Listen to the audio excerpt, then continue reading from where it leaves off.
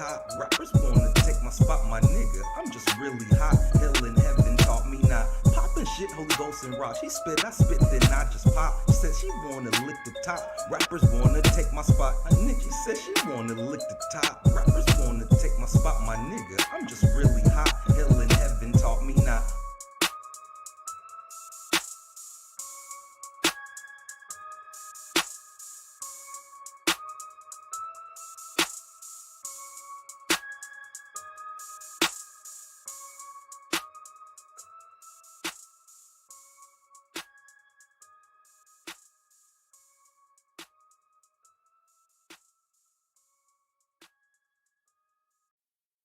Was the dirty little bad kid in the crew they called Lou, never in school, just me and my brother in our Long Beach crew. BMX riding, skateboarding, playing arcade games, out late past the lights, damn those was the days. In my dad's weed box, stealing joints, let's blaze, knocking on the homies' windows, can you come out to play? Nah, okay, fuck it, I'm not done today. Moving on, I'm fucking up, caught stealing from stores. Ass whooped, I'm sorry daddy, I won't do it no more. Next day the homies out, we back stealing in stores, playing high and go get it. With the girls we did it, up early, first day, new clothes I'm fitted. Pops moved new school, nigga I wouldn't with it. East side Long Beach, I'm in the all crib city. Wilson High the same time, RBX ran the city. I was northbound as a child, now I'm east side's turf. Ben Davis, hair braided, my little half dead sister. Twins gang snipe low, you wouldn't let me bang. Take these bags, little nigga, so I started to slang. The pop kicked me out the house because I wanted to hang.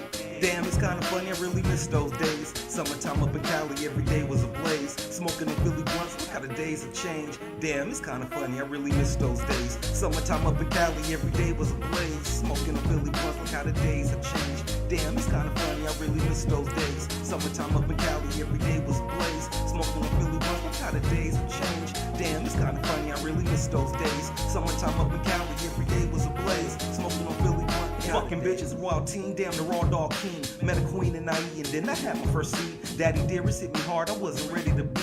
Out in motion, never home, chasing a hip hop dream. Hitting clubs, doing shows, the bad daddy was me. Caught in the fun under the sun of my nighttime wave. A hurling stone, more kids, damn the prodigal child. Life was sending in some winning, that's the good bad life.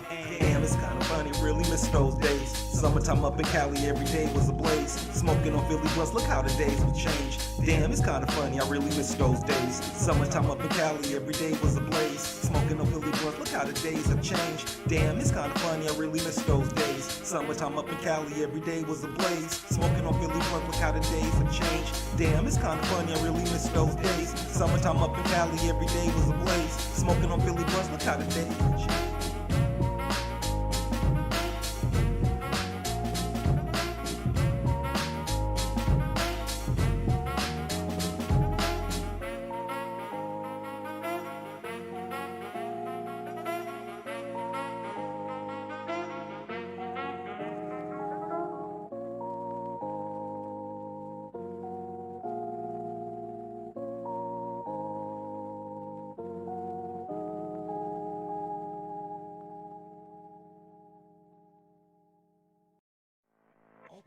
Walk through the valley of the shadow of death.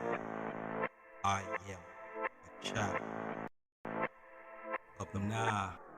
The devil don't like me, I sold my soul and stole it back. Then lied to God when I said that I was done with rap. And snapped my fingers like Thanos in heaven, hell collapsed. The good bad guy, jihad, the God, Highlanders back. Everybody's dying like rappers, trying to live out their raps. The runaway slave with a shovel smacking master back. Yeah, I'm that old nigga who still look fly, nigga. Too bad for you, the sky's the limit. You can't fly, nigga. You just pop pills, sip lean and get high, niggas. I shake crooks and read books, I stand up from y'all niggas. A pretty nigga, no heart, I rhyme with my gut, nigga. I still play with pussy, so I don't fuck with you butt niggas. Top 5, dead or alive, jihad's top 5.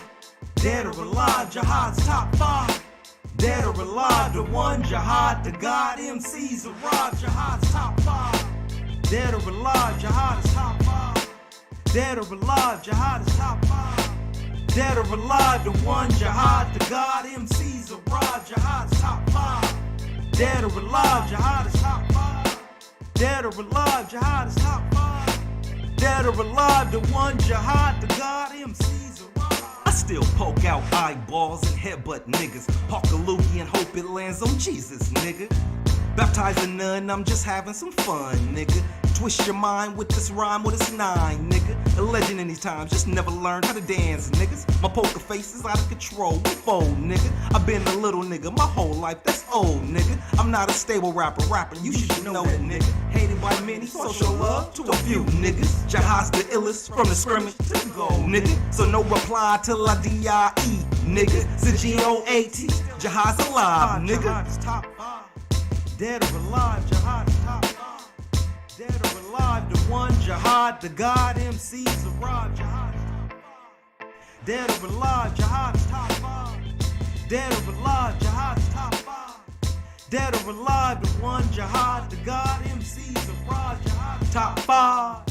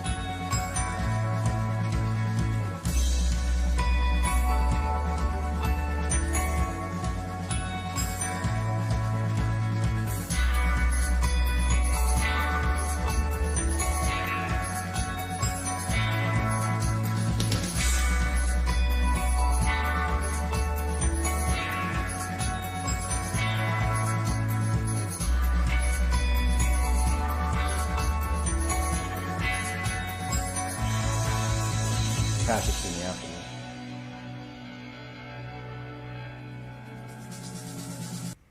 All right, I want to thank you all for tuning in to episode 7, G's Mystery Show, Our World Revealed. I'm your host, G, and I'm also with my co-host over here, the one and only 5DZ, the most electrifying man in streets and neighborhoods. You heard it here.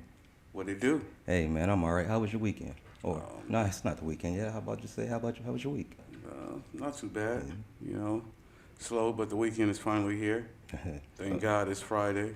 I heard that. Speaking of the weekend, who do you got in the UFC fight coming up tomorrow between Israel Adesanya and Blackish Witch, however you pronounce that name? I fucks with the style bender. I heard that. You into anime? Not so much. Not so much. No anime, huh? But you definitely mess with the style bender, huh? Yeah. But all that cartoon. As far as it go. As far as it go. Yeah. You didn't used to wake up for Saturday mornings to watch your little cartoons on Saturday with your I watched real Saturday morning cartoons. What was that? Oh, oh man, everything on ABC. That's when Saturday mornings had 3 channels? Channel 7, 4, and 2. ABC, yeah, NBC, definitely, and 13. CBS. Don't forget Channel 13. What was that? The black station. UPN. UPN. You see what I'm saying? Yeah, you know how it was out there. You know, what was your cartoon that you watched on Saturday? Oh, Spider-Man and his amazing friends. I heard that. So let's go take it back. Are you talking about the old one where it had Firestarter, Yeah, Iceman, and his Spider? amazing friends. Oh yeah, This generation ain't gonna know about that one, yeah, yo. yeah. They don't know nothing about that. They probably didn't even watch the X-Men that came on Channel 11. Did you remember that one? Yeah. I used to wake up early for that one. Yep, but today, man, we definitely going to go ahead and talk about some things. Pretty much what's going on in today's times. Hopefully, we can get some of you guys to call in. I know. Those who view me, I don't know if you guys are intimidated or you guys just like to listen or just don't really have anything to say. But I definitely want you to say something. We definitely want you to call in. The number is on the screen, 951-799-9021. You want to touch in on any topics that we're discussing on the show, feel free to call in. You want to submit some of your work that you do, whether you're an artist, comedian, what else, other kind of forms of entertainment out there. Hell, if you juggle an apple or something, send that shit in, man. If you got a hidden talent. Some kind of talent, send it in. We'll look at it, check it out, and then we'll see what we can do. And especially, like I said, for all you artists out there that want to get your albums reviewed, I do have a new platform called The Critics, me and Five. Definitely will be rating a lot of you guys' work out there that you guys send in. And you gotta have tough skin, definitely. You better have that tough skin. You know, you gotta be able to take that good criticism, because that's all it is. Facts. Criticism, critique, and just throwing that shit in the trash if it needs to be. So that's just how it goes. Five, today, I was looking at a lot of stuff going on, and I thought maybe, as we discussed, that maybe we should just do an open show and just kind of just go over some of the times that's happening All right.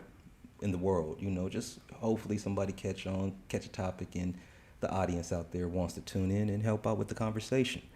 But before we get into that, I definitely would like to go ahead and just go over some of G's news, as always. So before we begin. G's news. And this, G's news. All right.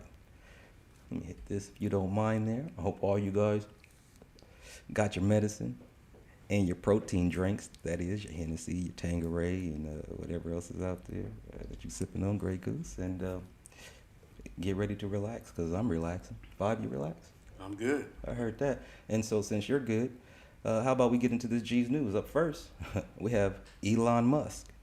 Ooh. Elon Musk, yes, sir. The guy who stole Tesla.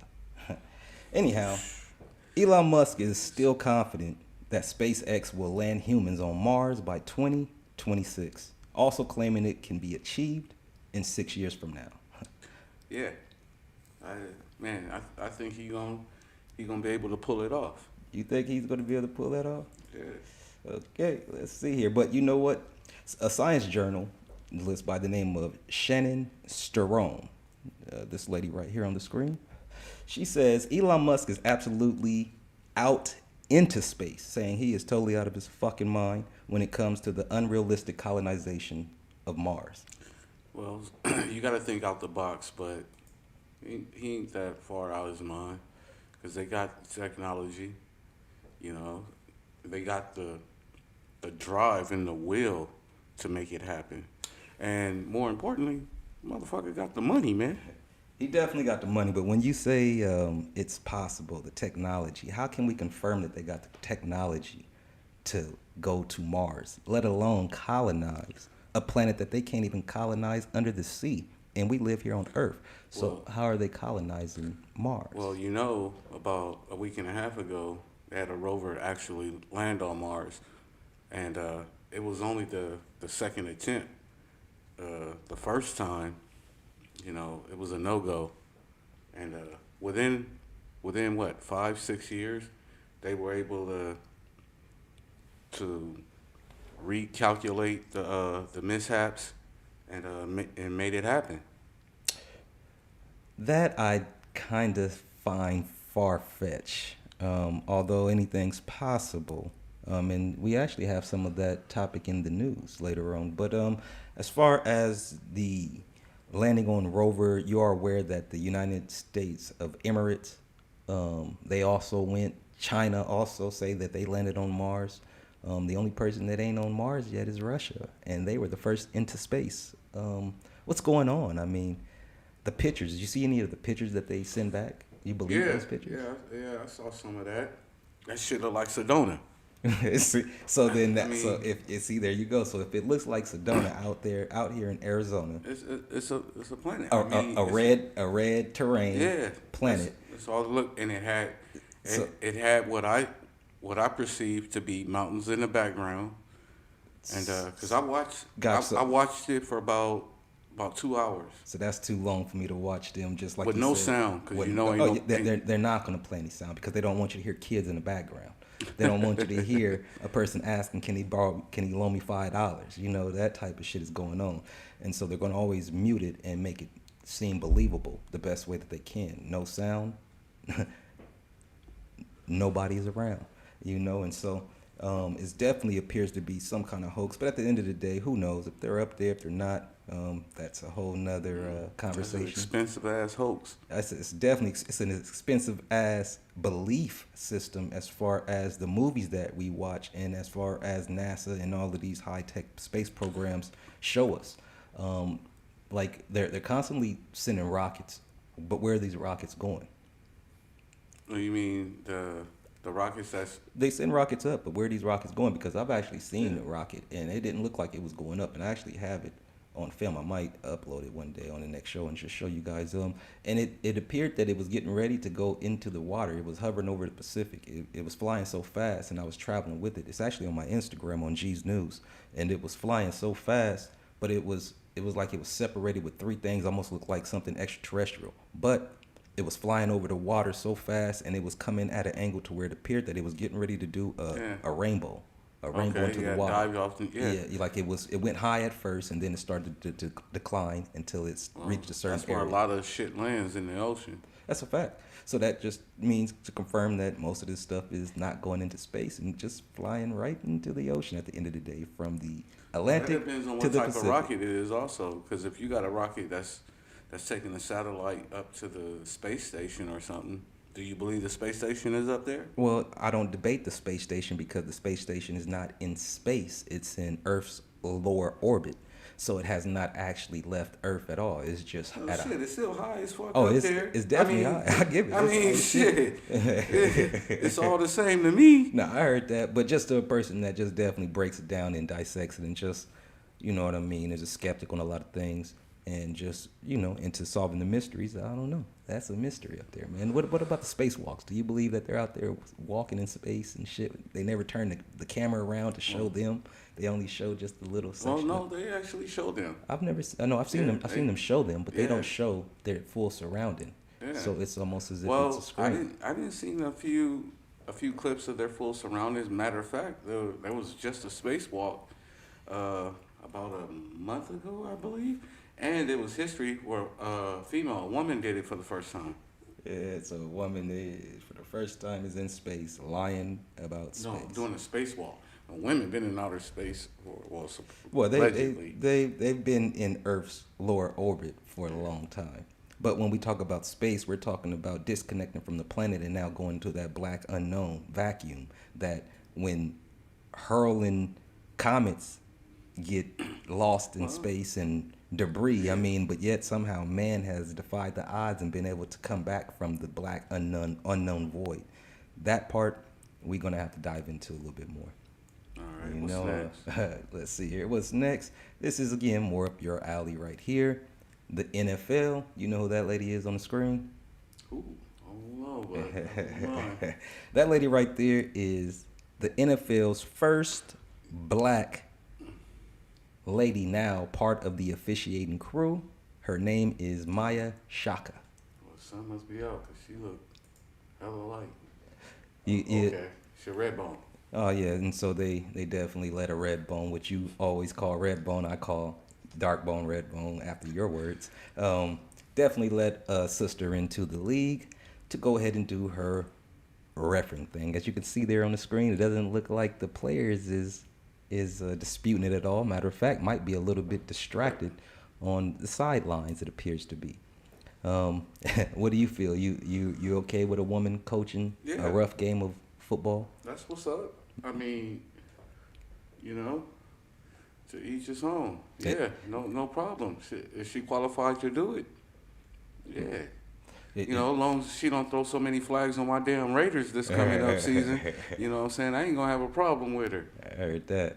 You know what I mean? What why wouldn't they allow a female into reference long time ago? What would be Well- the restraints, or what would stop them? Like, Well, you know, we trying to make a transition from this male chauvinist world that we were all raised in. You know, we didn't all did it willingly or non-willingly. so So so what about the world that we in now? Is it becoming a man chauvinist world now? Because it seems like masculinity is fading away and everything is now becoming back to a matriarchal system, but it's kind of a matriarchal system on steroids, because now you have the LGBTQ A through Z and 1, 2, 3 a part of this movement, and now it's just beefed up on steroids to where now masculinity doesn't even have a chance. So how do we still allow women like this to get her due and still separate feminine from masculine, and still allow us to have the roles and still man be man and women be man, and people still just be allowed to be a part of something because they're actually qualified? I'm not so much into just hear giving you. something to somebody because they're that and they just need to fill a spot, you know? Although I am all for that people which they call black, I don't call us black, but those who call us black definitely have to have some type of reparation or some type of helping hand. But I still believe that people do still need to earn their spot, not just given to them. well, I mean, she might have earned it. Oh, I don't doubt it. I mean, as you can You see, know? number 27 is looking at her like she definitely You know, earned it. you got what's the old girl name in San Antonio for the Spurs? Oh, the coach. Yeah. Oh, yeah, that's right. Yeah, I That's mean, right. she was a baller in her day, That's right. and you know, That's right. and she did her thing a few weeks ago when Pop got kicked out of the game too. Yeah, she held it down. Yeah, Huh? she held it down. Maybe I need to start watching more basketball and football again. I'm all UFC'd out. Okay, well, up next. So, yeah, but I want to give a big hand to the sister, Maya Shaka. You know, she's doing her thing. She's in there now and stepping it up. You know what I mean? And who knows? That might open the the doors for women to actually be on the football field playing against man in a co-ed. Well, you know, that lingerie football league is they got my vote. They lay hat out there. Yeah, too, they be smacking and man, they be the pretty. little And, shoulder pass. Oh, man. but now that's some male chauvinist shit though, because they don't even got on they got on little ass knee pads. They ain't got on no real gear, just ass and titties and some shoulder pads and a helmet and a mouthpiece. Oh man. Crazy, that's crazy. You know what I mean? Although my it's vote. entertaining, Yeah, very entertaining. but definitely. I went to a basketball game a few years back, lingerie basketball league. Man, I was trying to get up and off the ground. Oh yeah, Oh yeah, basketball lingerie. yeah. Do they still get to wear shoes? Oh yeah, they were yeah, they Just were wearing shoes and panties. Huh? Oh man, That's some you had to be there. man. It's crazy. Me and Loon, matter of fact. Shout out to Loon. What he do? Motherfucking cockhounds. It's on the road. All right, moving on. I had tickets. I heard that tickets, huh? Well, I didn't get That no. was never mind. Yeah, whatever. Anyhow, up next, Tiger Woods back in the news. Tiger Woods tells authorities he didn't remember what led up to the car crash on February 23rd. So the Los Angeles Sheriff's Department, they did execute a search warrant, not in his home, but on his vehicle. And the reason why they conducted a search warrant on Tiger Woods' vehicles because Tiger owns a Genesis line Hyundai. It's a luxury vehicle that actually has artificial intelligence in it. So it actually sends alerts when the driver is distracted or even if you doze off. So if you close your eyes too long, it actually alerts. And it has a black box that records all of that information. Right. So Tiger Woods is now trapped within his own self because he said he did not remember, yet his car that he was driving does. That's what he bought it for. Hey, that's what he bought it for, and now his drunk ass is gonna get in trouble. So now let me ask you. He says he doesn't remember it. is Tiger Woods really suffering from some kind of depression or alcoholism? Could be. I mean, the brother's human at the end of the day. Is he a brother? Yes. I'm just joking. Yes, Tiger he Woods is is. my nigga, dog. Yeah. That's my nigga. That's my nigga. But yeah, man, he's human, and you know, it can be. But what do you think a person like him who's had all this success, I mean, wealth, It goes back to what I fame. just said. He's human, regardless of the fame, money. You know, he been through a lot of shit, man. Yeah, I mean, is multiple back surgeries, knees. He lost his family. You know what I'm saying? True, that's true. You know, and let me tell you, that right there, that's a, you know what I'm saying? That's a eye opener right there. That's something that hits you afterwards. most definitely. You know? You think that it's catching up with him now? It could be. You know, he had so much time to just enjoy the game of golf, and he just let it all time fly he until was now. He's a probably lot older. so busy with trying to put his image back together, trying to get his sponsors back. You know, because you know at one point in time they cut him off. True. And That's what happens when you do the white woman wrong. You get cut off. White woman in those small hats. You better play your cards right. You might get a little spank on the booty. Anyhow, you know, so Tiger was definitely in a little trouble, although he's more so in pain than trouble because he didn't really injure anybody, but he definitely injured himself. And I used to always wonder, how do you get injured in golf? But this isn't a golf accident. But yet, like you said, he had knee surgeries, back surgeries. yeah. Is that saying golf is a physical game? Yeah, to a certain extent, man, swinging that golf club is, man, it ain't easy. No, I know. I've tried. It is not I actually easy. tried to. I think I tried to go golfing one time in my life, yo, and I can tell you. I mean, I've been miniature golfing a few times. That's nothing. But actual golfing one time, and I can swear to you, the person that was trying to teach me said, "Hey, you're not going to hit that ball on your first 3 strikes, on your first 3 swings." I said, "Get the fuck out of here, nigga. I'm jihad to God." He said, "You're not going to hit that in 3 swings." I said, "All right, put it on the tee." I was like, all right. I thought that I was a genius, bro. And I swung, Strike and that one. shit just would just strike. I'm like, how the fuck I didn't hit that damn thing? So I went back up and tried it again. Didn't even hit it. And then I tried to even do it slower. Didn't hit it, bro. And it's just like, damn. So yeah, it's definitely a technique. It's definitely some type of skill, almost like pool when you're dealing with golf.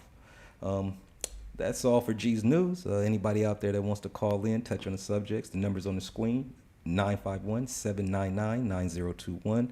This is an open line show, so if you're in the chat, go ahead. You can talk your stuff in there, or you can go ahead, get on the line with us, and let's go ahead and hear what you have to say about what's going on. Anyhow, that's all of G's News.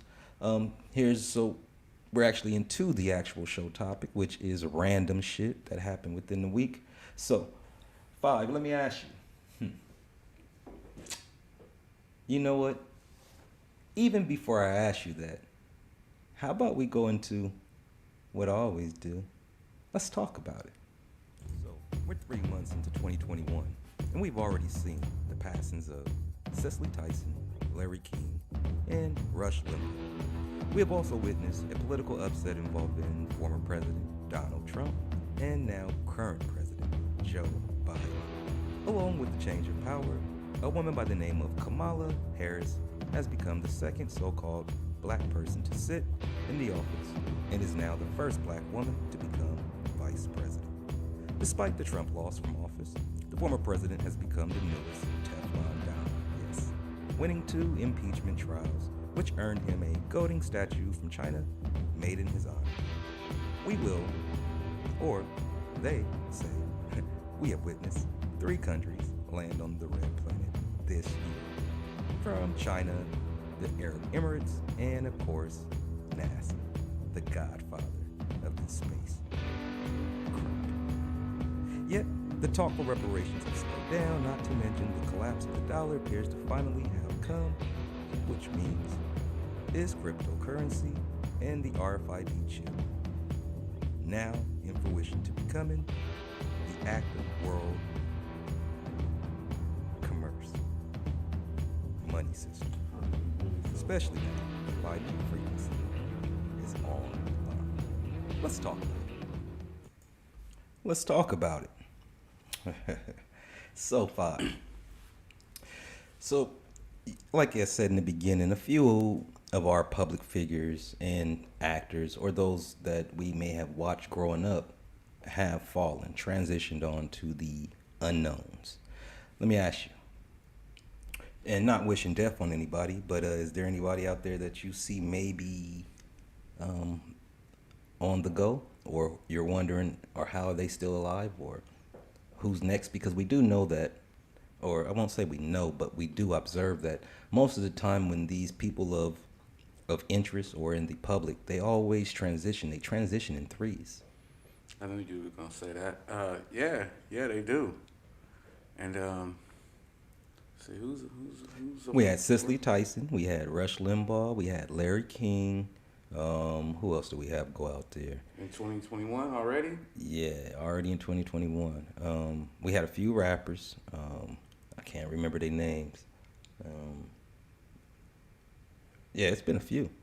So, looking past them and looking on, is there anybody that you see or wondering how, or like, I'll give you, for instance, like, not wishing anything on anybody, but I would say, damn, they go in threes, and then I'd be curious, like, wow, Morgan Freeman is still kicking. You know what I mean? Oh man, I just seen him this morning in Coming to America too. I ain't even watched it yet. Woo. You know what? Not to They transition. got all the G's in there. Not to transition from the topic, but just touching that real quick. How is it? Because I'm hearing the reviews. They're saying it's garbage. Just to be honest with you. Yeah, it was all right. I thought I was expecting a lot more from the hype myself. Yeah. You know, they promoted it well, but So it was just basically the same thing as man, Coming to America 1. Man, they hit a lot of points. They kept it connected to the first movie. So oh yeah, man. They had a lot of the original Cast members. Yeah, and that was nice. That was good to see. I laughed and I smiled a lot. And so that's what I was going to ask you now, because it's all about the comedy. Did it make you laugh? Nah, I mean, you know what I'm saying? I laughed, but Wouldn't. yeah. All right. It wasn't. All right. Well, Eddie, before we send your movie in to me on the critics, and we can give you a real review. You know what I mean? But from what I'm hearing it's not all of that. My boy Five saying that it's doable, but I definitely am looking forward to watching it, and I do want to laugh. I don't want to see the same old exact version of what the Coming to America 1 was. I want to see something different, and I want to see something interesting that's going to actually make me laugh and say, "Damn, Eddie, you back?" Because lately you're kind of fading away a little bit. You know what I mean? But you know, keep it 100 though. Eddie Murphy, he did that. I mean, you give him. I mean, it was Right. every bit of a sequel. Let me just tell you that. All right. So Eddie, you got that. Give you a slide, and hey, I'm glad that you're still alive, Eddie, because you definitely was an icon. I watched growing up. I can definitely believe you're still here because you definitely conducted yourself pretty swell from what I've seen in the public. And I gotta tell you, man, Beverly Hills Cop got me through a lot of days. 1 and 2, 3 was garbage, but 1 and 2.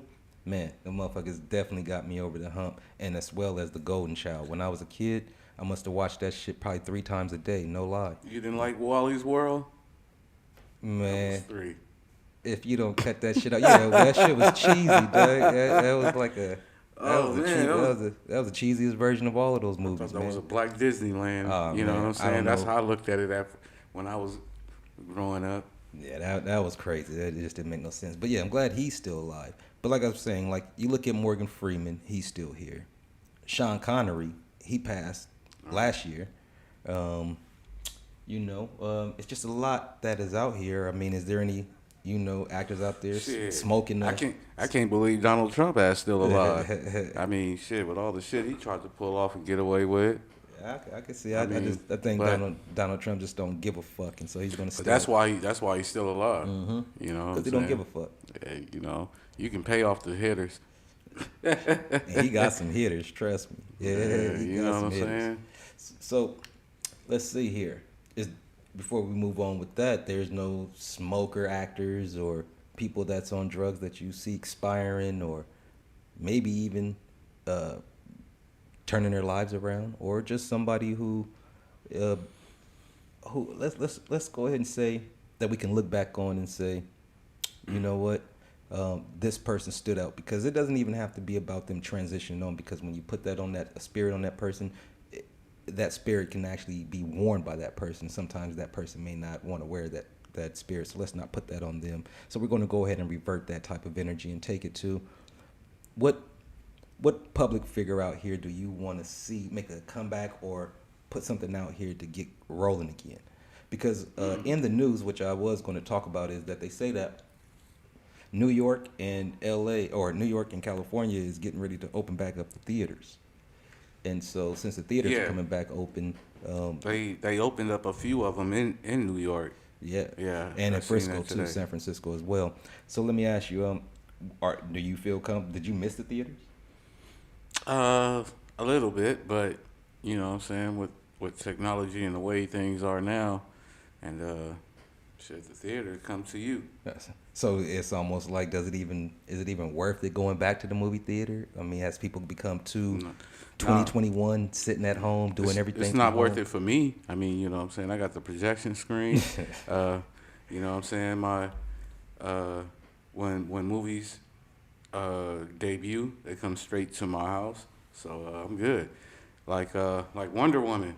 When Wonder Woman debuted, yeah, we watched it live Christmas morning. Wonder Woman. You Yeah. get to see it just straight know. there, straight in your home. Live Yeah. zap. The Little Things, Judas the Black Messiah, Tom and Jerry, last and- Friday, Last- just premiered. Last Friday? Wait, you talking about with the Friday, like Friday? No, Tom and Oh, Jerry I'm like, just this nigga premiered said Friday. Like, last nigga, Friday. where the fuck I been at? Nigga, I didn't know Friday came out. Oh, shit. All right, that's what's up. You talking about Tom and Jerry, the cartoon. Yeah, their movie just premiered last week. Okay, I think I did see a commercial for that. You know what I mean? I think it would have probably been better if they would have brought the characters to a little bit more the what is that? The CGI or the CIG, the CIG imagery.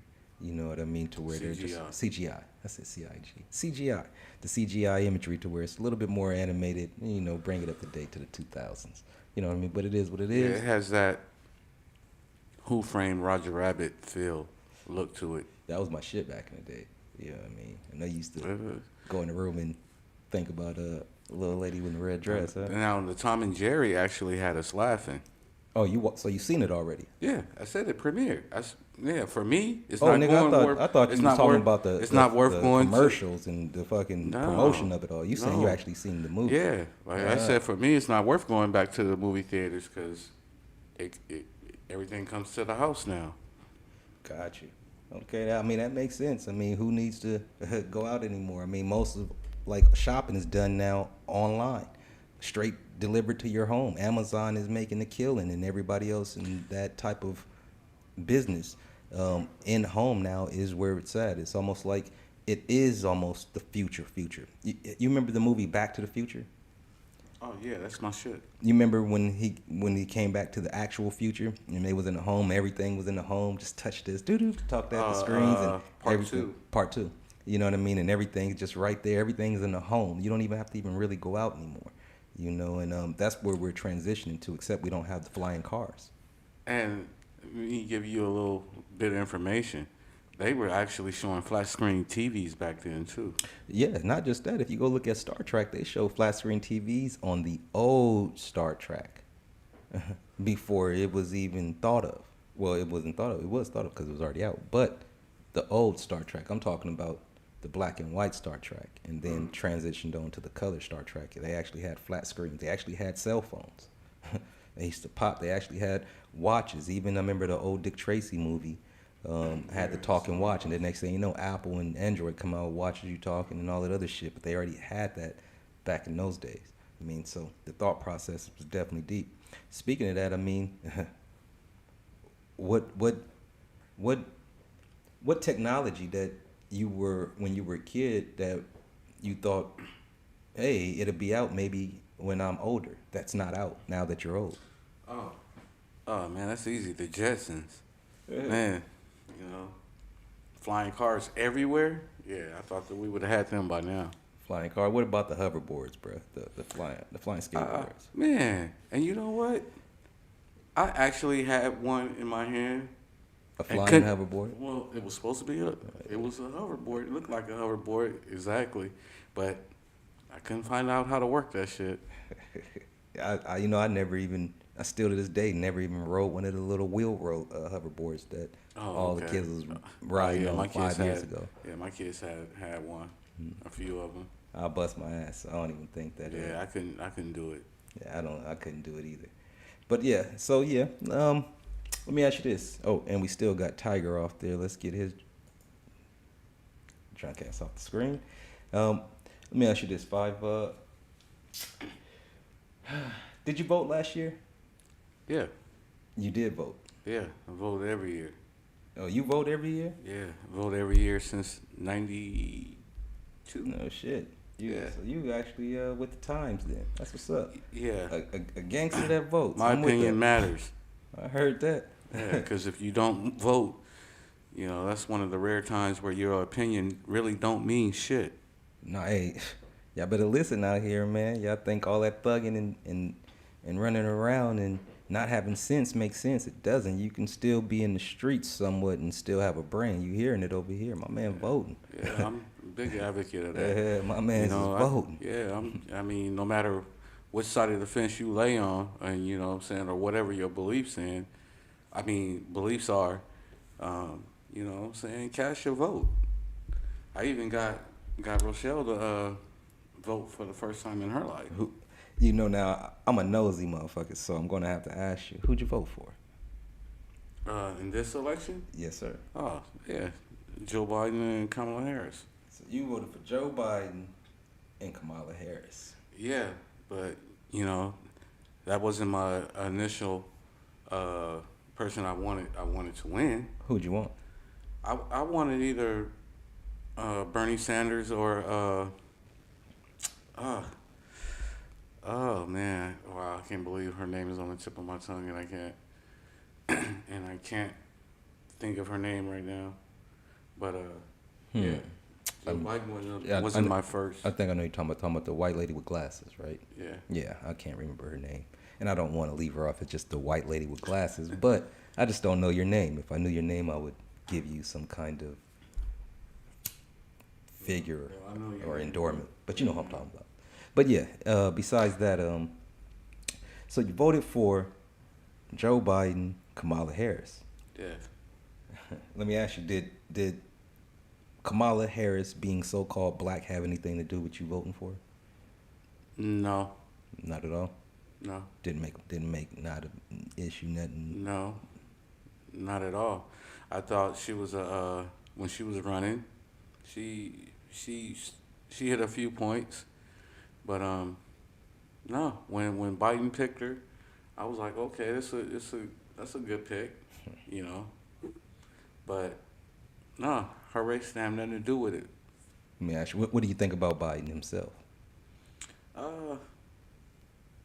I think he's a honest, compassionate dude. You almost choked. You think Biden is an honest, compassionate dude? I mean, as far as honesty goes in government. That nigga don't look like a snake? Nah. Oh, my goodness. He definitely don't look like a snake. Now I don't If do he- all the if he can- reptilian thing, but my man's look like a fucking reptilian. You know what I mean? You And mean look, an actual snake, he looked like a reptilian. or you talking about I'm talking a dirty, scheming ass, backstabbing ass motherfucker? Well, that's totalian. I'm talking about he has the look of a reptilian. Like his eyes, you know what I mean, look like behind them there is a evil power. And then just his demeanor. And then because he chose the sidekick Kamala Harris, who I actually have dealt with in one way or another. Um, just knowing who she is, I definitely see the evilness within the within the plan.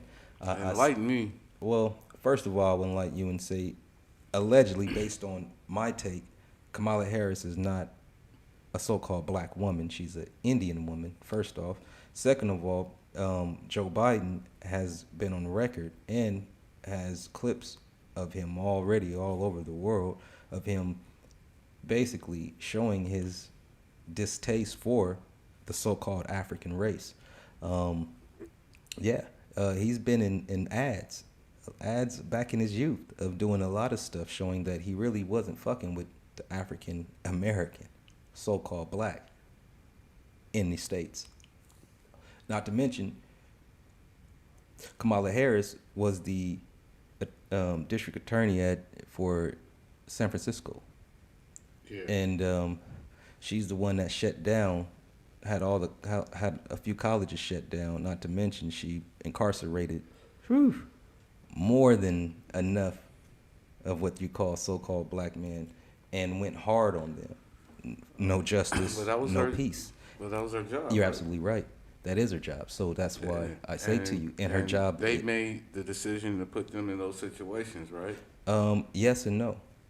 You know, and that's a whole nother topic if we were to touch on that. And this is an open show, so we can talk about it if you would like. But definitely, when you say put in situations, yes, a person does put themselves in situation, but there's also a form of social engineering and planning. So if I put a group of people in a certain situation, I know based off of the statistics and the studies that a certain outcome is going to happen.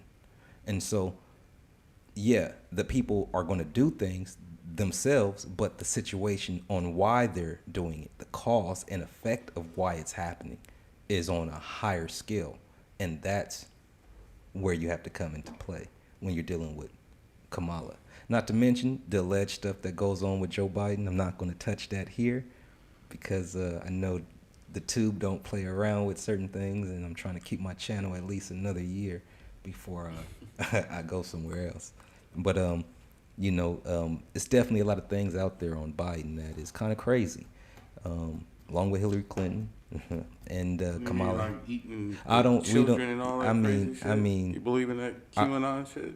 It's How not do you feel about the Q? the cube. Q, the letter Q, as in QAnon. I'm not sure. I'm really not sure. I'm not a conspiracy theorist. I'm into solving the mysteries. Yet, some conspiracies do. Well, there's a mystery of Q out there. Everybody wants to know who is Q. Where did he come from? One day he just popped up on the internet, said a bunch of things, and now you know he got a couple thousand followers. Now, when you say Q, because I was thinking of Letter Q. Q, the letter Q. So you're giving me a code now. That's what it is basically. Okay, wait, I'm lost now. It's You a gonna- code that everybody's trying to crack. You know, who is Q? So who is Q? Yeah. I'm lost. That's- Maybe I've been in my own world, but now you're gonna Yeah, have you must. to- You Yeah, had yeah, to be yeah, I've been in in the my own last world. couple of years. You're gonna have to. You know, help. they didn't replace the Tea Party. You know, basically the Republican Party, QAnon, the Proud Boys. Oh, Donald Trump okay, and okay. I see what you're saying. Republican Party I see is what all you're saying. one. I see what you're saying. I see what you're saying. I see what you're saying. Yeah. Well, I definitely see a reforming happening. Definitely, if you want to get into the inner works of what's going on in society, you can definitely see that a group of people are definitely going underground to band together to come back onto the surface to reform whatever it's going to be, and that's on all sides. Whether you're talking about the blacks or the ones who are participating in the NFAC, or whether you're talking about the ones that are forming this Proud Boy organization, or you're talking about the ones that are just underground talking and coming up with whatever they're coming up with. There are people underground now that are definitely joining forces to maybe attempt to reform something or to. No, they didn't definitely reformed in Surface, because you know.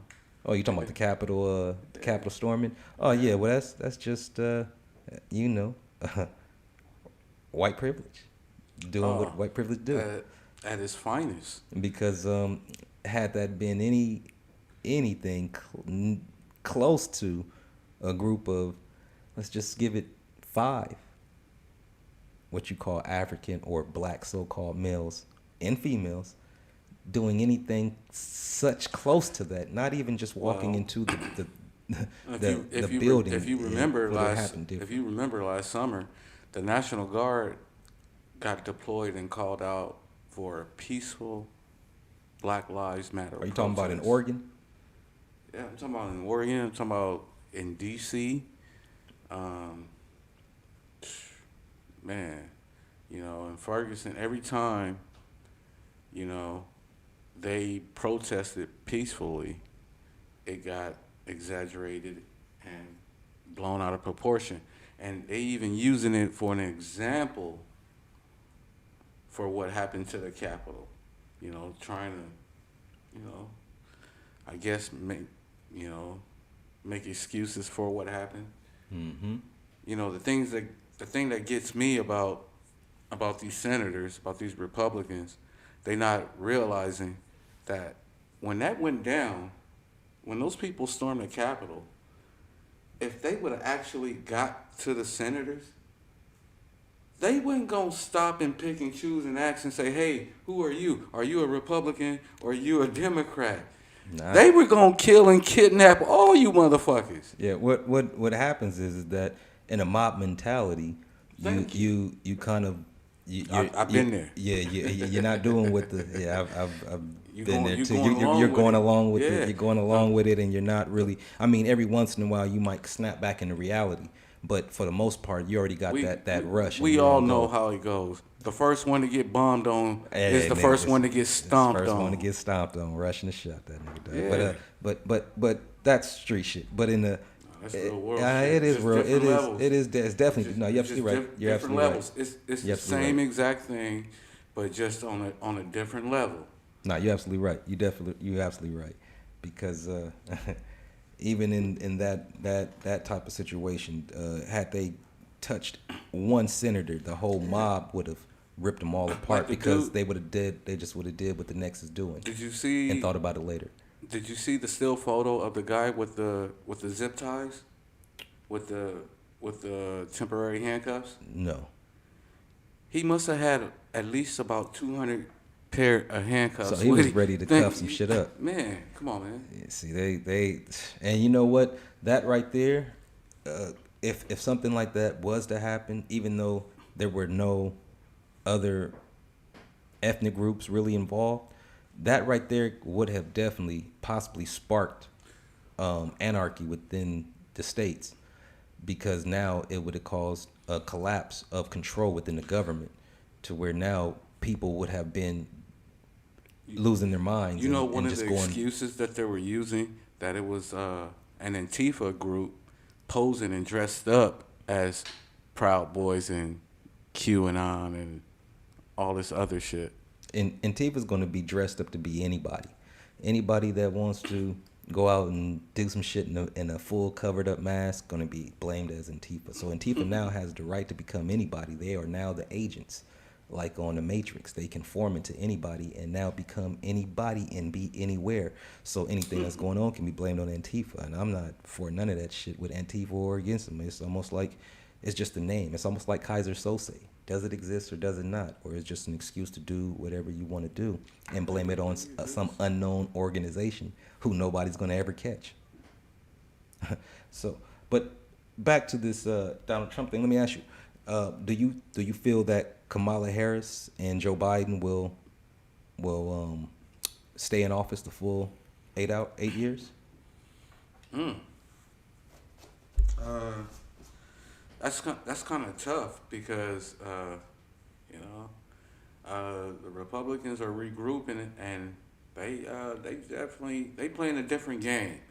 So that's why it's hard to say, because they playing by a whole set of different rules, which are no rules. And the Democrats, you know, they pin pushers. They want to go by the book. You know what I'm saying? They want to, you know, they want to put everything out on the table and say, hey, look at this. This is what we doing. This is what we trying to do. We hear y'all. Fact. You know, like today, our senator here in Arizona, she voted thumbs down for the minimum wage hike. Thumbs down. Thumbs down, sir. Mm. So that means, you know what I'm saying, Miss Cinema, you know, she ain't trying to have us Arizonians get paid. She said, fuck that, I'm making money. Even though she just asked for all your votes. She just said she was going to do everything she can for the state of Arizona. Now, see, you better than me because I don't keep up with none of this shit. I should. I mean, I do for the most part. I peek in, peek out. But I really don't, which I'm bad at. I know I should, as much other shit that I'm into. I definitely should be paying attention to what's going on. And maybe when I become a full Arizonian, I definitely will start paying attention to more of the politics. Nigga, and you from Cali, too, so you just got me beat. You know what I mean? Well, you know, the political science is, you know what I'm saying, it's my forte. Yeah, you're hearing this from a gangster. You hear that shit? You know what I mean? This nigga said political science. Who would have thought that would have came out of this man's mouth? Yeah. Eh, I did a lot of growing up. I see. Hell, we still growing up, man. You're never too old to grow. You know what I mean? So definitely growing. My last question I'm going to ask you in regards to this Trump and Biden Kamala thing. Do you believe Kamala is a black woman? Well, yeah, especially by American standards, because if you a shade darker than brown, they consider you black. But yeah, to me, yeah, she's a black woman. Her mannerisms, the way she carry herself. You think she carries herself like a black woman? I have to disagree with you, Fog. Yeah. She carries herself like a German woman. And she's Indian. I wouldn't know what a German woman mannerisms is. You know what I'm saying? But I know she remind me of one of my aunties or some motherfucking body, and yeah. Is your auntie married to a white man? No, just because she married to a No, white man. it has nothing. I have no care who you're married to. I'm just asking you. No. Is your auntie married to a white man? No. Was your auntie born in India? More than one. Did your auntie come from a full blooded Indian family? Not that I know of, but I'm pretty sure though, somewhere down the line. No, when I say Indian, see, you thought I was talking about indigenous, native to the land of what you call America. No. True. I was talking about the Indian with a dot on your forehead. Oh, dots, not feathers. Not feathers, yeah. The dots. But you know what I'm saying? That's her mama. That's her mama's side of the family. So, and not her dad too. See, both parents Oh, that I'm not knowing. are Indian. See, and this is where the trick comes into play. Well, she just raised in Oakland. Yeah, she just raised as a black child. well, That's just like she wasn't even raised as a black child. Her family does not act black at all. They're 100% Indian acting. But her family. community is was. black. Yeah, but that's she just wasn't. like, but hold on. But that's just like the she homeboy. wasn't. That's just like the homeboy Taco from the hood. You know what I'm saying? You know, Mexican dude, but he black. He a nigga. Yeah, but Taco was cool though. Kamala Harris ain't. You see, and she wasn't. She wasn't cool. That depends. You see, know what I'm saying? that's on the circle of people around her. But you see when them cameras catch her, you know what I'm saying, in a non-political setting, yeah, bro, she come off with soul. Oh no, bro. I'm gonna have You got to do your homework on that one. Well, I have, and I do pay attention to her, and I observe, and I don't. I just feel that we're being conned. Well, not me, but the world is being conned, and it's not. It's like a lot of people come from other countries who have a heavy melanin hue, which means dark complexion. And what happens is especially if they can pass off as a so-called African black person in the States, they end up using the benefits that most black people in the States never use or don't know anything about to use. These foreigners come and they end up getting into the schools, getting the programs that are supposed to be used for the actual people of that color, but or who is designed for, but then they come over and use it and they end up prospering as they should. But is it a gimmick? Are we being lied to? Is it a fraud? I don't think so. I don't think so to that extent. You can't fault her for taking advantage of.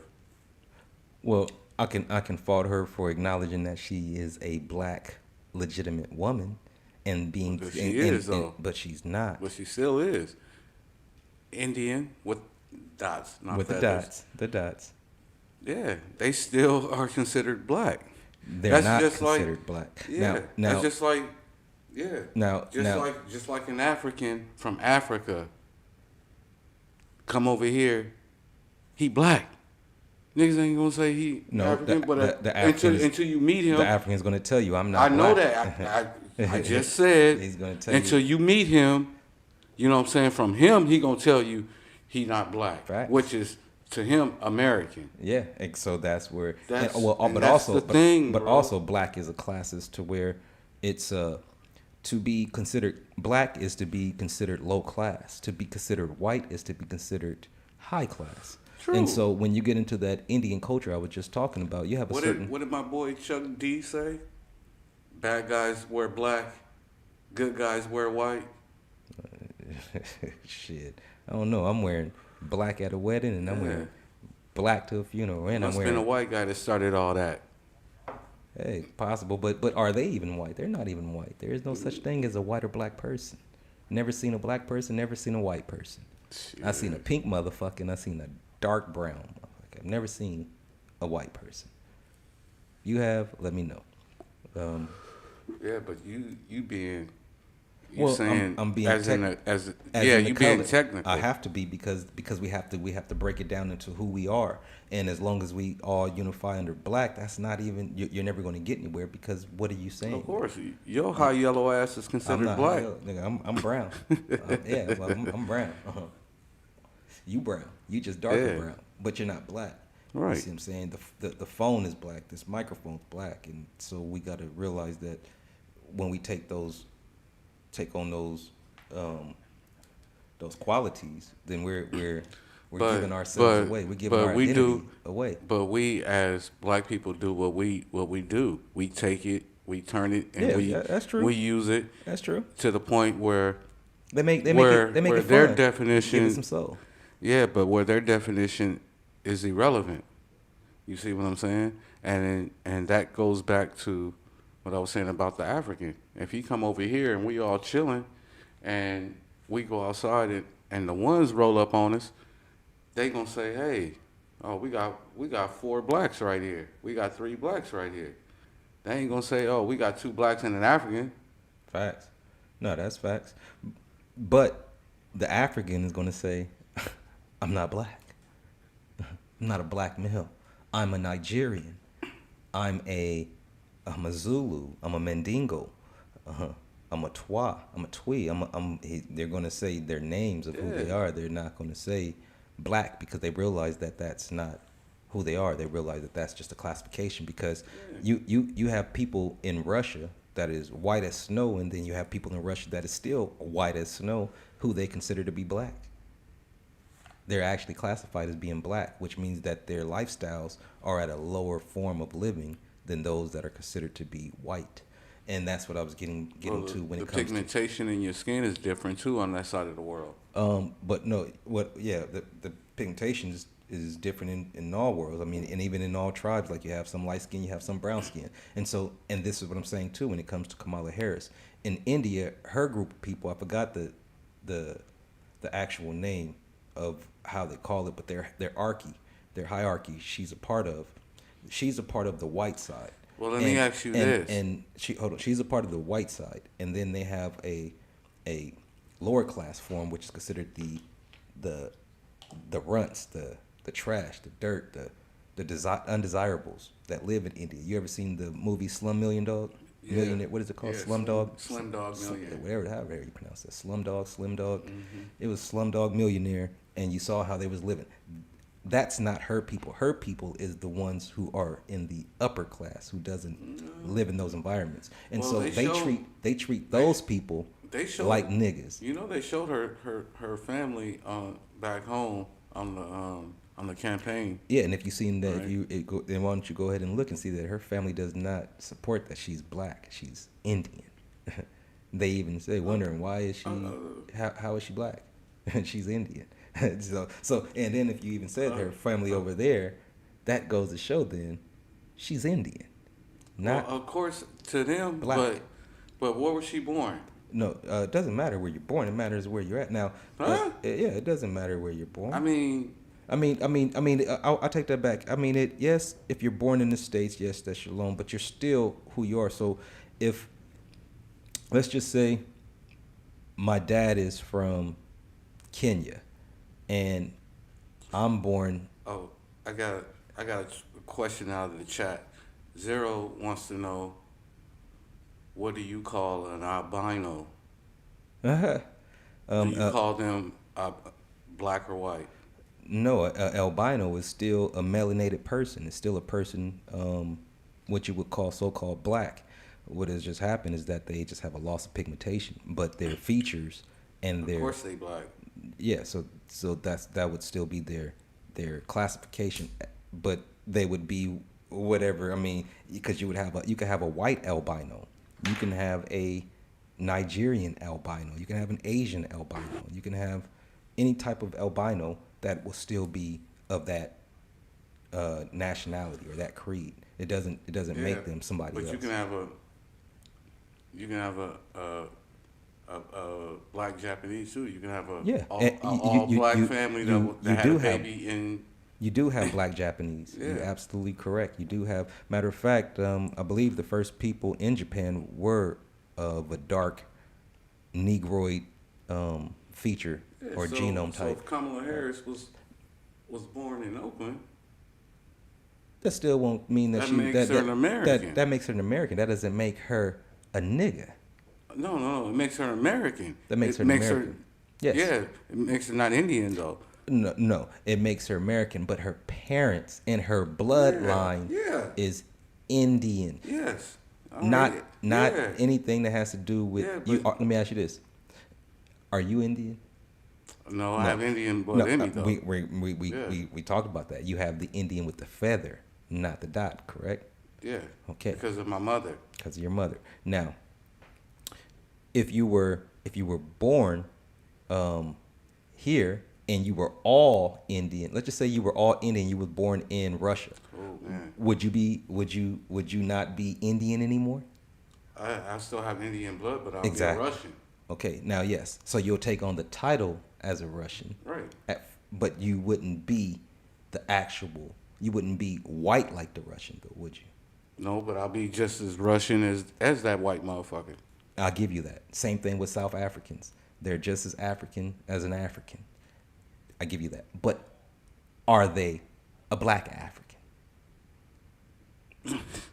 No. Yeah. They're not a black African. So what skin tone are they? no, I'm talking about the white. I'm talking about white Africans. I'm talking about the white Africans and the black Africans. Are the white Africans black Africans? No, they're not. No, they're not. They white Africans. Exactly. And so now, when we But go they back still, to Kamala Harris, they're still Africans. yes, they're still Africans. But when they look at the white Russian, and they look at the black Russian, they know that they are not the same genome type. Now, with Kamala Harris, because she has a dark hue, she is able to actually swindle and say that she is an African American. Are you kind of following me? What I'm saying is that she's not, no matter if she's born in America, she's still not an African American. She's just an Indian American. Yeah. But she's posing as an African American, allegedly. She's just going off of what we all going off of, and that's what they told us, nigga. We black. We black. Yeah. Fuck So it. We black. you know what I'm saying? That's all that is. Like I said, it goes back to her community and how she was raised out there. You know what I'm saying? Playing hopscotch on the sidewalk in front of the house, jump rope and all that, just like your sisters and my sisters was. Okay, so Zero says, can you have a black Indian? You can have a black anything. You can have a black Russian. You can have a black Irish. You can have a black Japanese. You can have a black French person. You can have a black anything. But just because a black and white person is in the same country and born in the same country, does that make them the same people? No, it doesn't. No, it makes them the same type of citizen. It makes you a citizen of the same country. Doesn't make you the same people. Yeah. So Kamala Harris, just because she has a darker hue, does not mean that she is an actual nigger.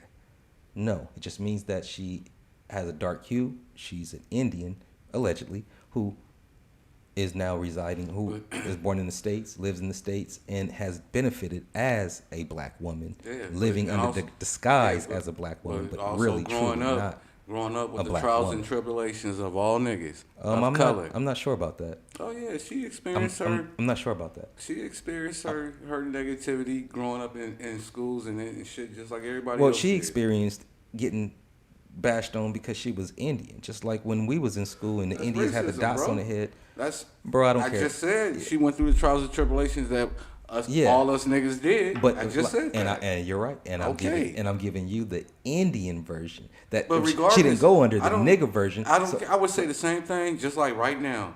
All these Japanese or Asian people catching hell right now from all these white supremacist motherfuckers. You know, Asian people getting stabbed left and right for the last 2 months. Been I getting haven't even heard assaulted. this shit. Oh yeah. Oh man, it's a some Asian people getting beat up on. Man, They got some elderly- hate crimes going on against the Asians. got real big hate crimes Where's going Bruce on Lee right at when now. you need him? Got real big hate crimes going on right now in this country against Asian Americans. For what? I thought they was the smart people. What happened to? People? Blaming them for the pandemic. So they're lumping all of them into one: Japanese, Chinese, Thai. They don't even. You got Donald Trump calling it the Kung Flu. You know what I'm saying? Shit like that. I fucks with Donald Trump though. So, I fucks with Donald Trump on that one. You know what I mean? But it's definitely On something. that one? Yeah, on that one, that Kung Flu is some funny shit. You know what I mean? Hey man, it is what it is. He's not lying. If it really is something out there called the C word, which try not to say that here, the zombie apocalypse. It definitely appears that it did derive from that area, whether it's manipulated for population control, bioengineered for some other purpose, but it does appear that it is China orientated. Yeah, he said that in a real.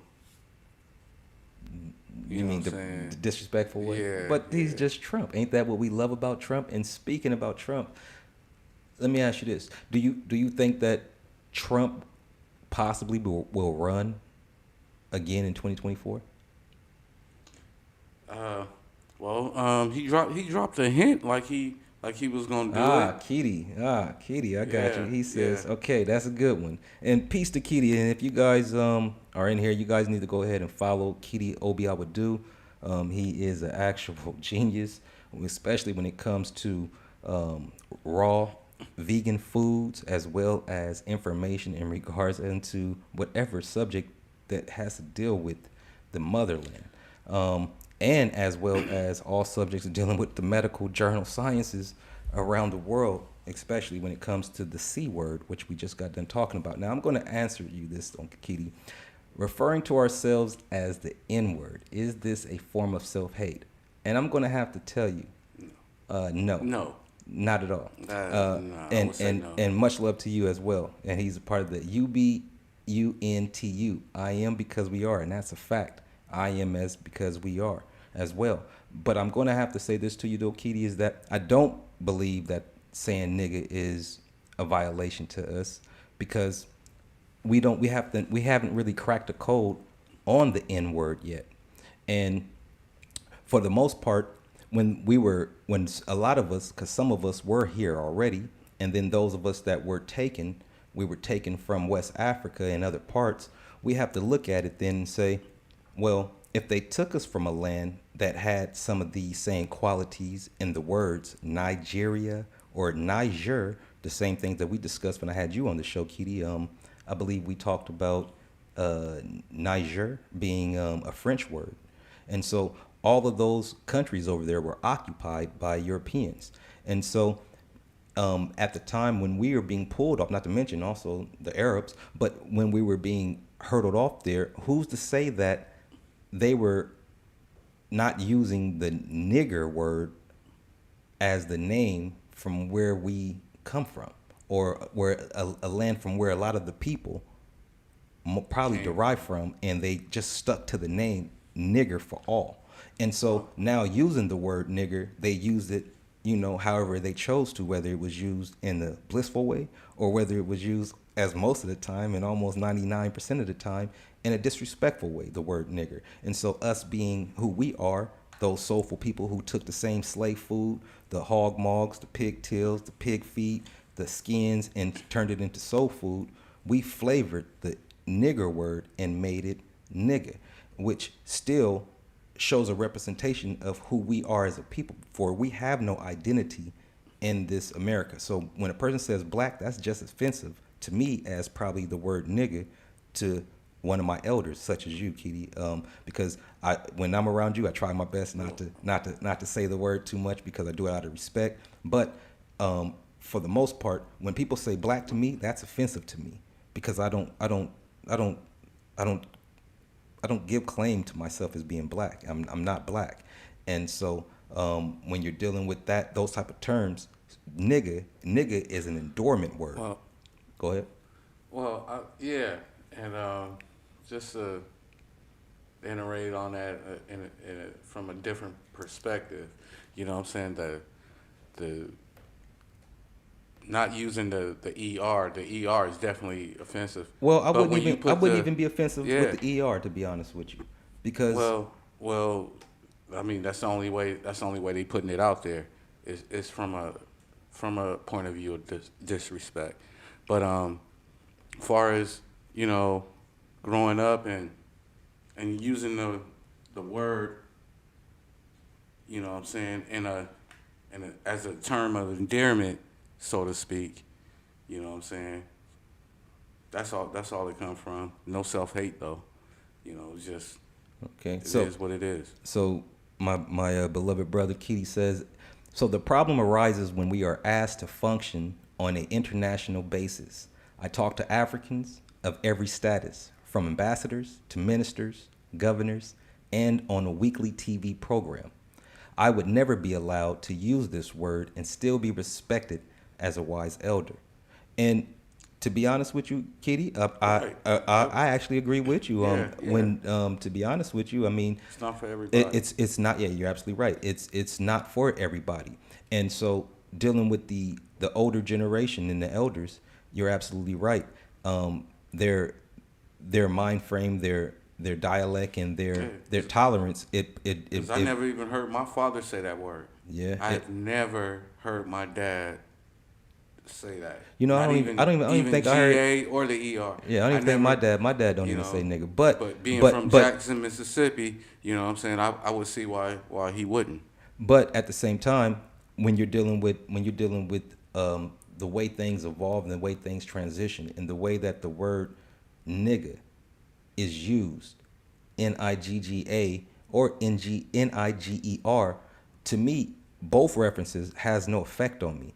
And I do believe that the more you allow that word to have effect on you, then that arises the problems, because now you're giving power to somebody who's trying to take away the power from you and make you feel some type of way off of a word that you may really have some real connection to, because not just nigga, not just nigger, you also have negus, the Negus. So there's 3 words out there that are floating around that we are using that somehow has a connection to us as a people.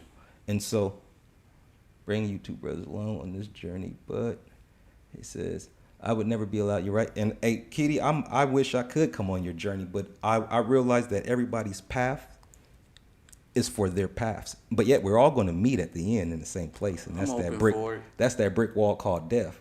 We all going to hit that wall. But in the meantime, like me, I consider myself to be highly in tuned. And I don't know if it's spiritual, but I definitely pull from both forces. I pull from the energy of the good and I pull from the energy of the bad. So I deal with the dark and the light. I deal with both energies because both of those energies is what makes me who I am. And it also what makes the world exist. For there is no light without darkness surrounding it all. And so when you're dealing with the two energies, it keeps you balanced. And so and with me, when I look at it and say, okay, you're right. Maybe if I was a president and I'm talking to another president and he wasn't in that culture, Yeah. the N word would Yeah. not be right Yeah. for him. It depends on the So setting. you definitely Yeah. wouldn't address him in that way. But now when you're talking to a generation of people who use the N word regularly and it's normal to them, to it's in a It's a term of endearment. No. well, ain't no it can di- well ain't it no can be used. disrespect. No, Yeah. it can be used to be disrespectful. But Yeah. what I'm saying is that this is a language that we've actually have created. The whole world has now took a whole I hate using the word gravitate, anything with gravity in it, but they have taken a hold on this word, and now the whole world uses this word. I've never heard Pan-Africans refer to other Pan-Africans by the denigrated terms. We call ourselves comrades. Are you interested in Pan-Africanism as a means of global empowerment? I can help. Now, Okay. now here's the thing. That's what's up. No, that is what's up. Trust me, Kitty is a great brother. I love this guy right here. You know what I mean? He's also a book writer, so he's the author of books. So if you guys can definitely check him out. I actually have one of his books right here, The Repairing of Reparations, and he has some other ones. I can't even name them all. He's the author of over 50, 40 books, something like that. He's definitely doing his thing around the world. But when it comes to and this is why I hate maybe trying to do this here, because I definitely, like with me, I'm not a Pan-African. You know what I mean? I don't even, I mean, I would love to go to Africa and get in touch with the land. And I definitely would love to build with all of those people who want the best for the people who are suffering the most on the planet, which is us, those people with darker hue. And so I definitely am for that. But when it comes to like Pan, I study the word pan, and when you're dealing with pan, you're dealing with the short root of panic, you know what I mean? And pan also has to deal with certain type of, which I don't really want to get into too deep, but it also deals with a certain type of spookism that dealt with a few gods in the African dialects and gods and books. So other than that, you know, I try not to get too wrapped involved in any type of like groups, but I definitely am for the building and Right. you know, coming together and trying to build some type of camaraderie to where we can see where we're going, because we still wouldn't know who we are. I mean, Pan-African, like, and that's what I was saying to you. Yes, if we're black, we call ourselves black, but we're born in America. Are we African? Are we African? No, we're of African descent, but you know, if you're born, you're an American. So let me ask you this, Kitty. So if we're born in America, and well, not even just us, let's just say our parents is born in America, and then we're born in America, and we have no ties. We don't even have to go back, you know, 300-400 years. Let's just go 100 years, 50 years. Let's just go 50, 60 years. And so now we're born in America. Are we Africans? Can we be Pan-Africans? Or will we be Pan-Americans in reference to helping Africans or trying to regain African citizenship.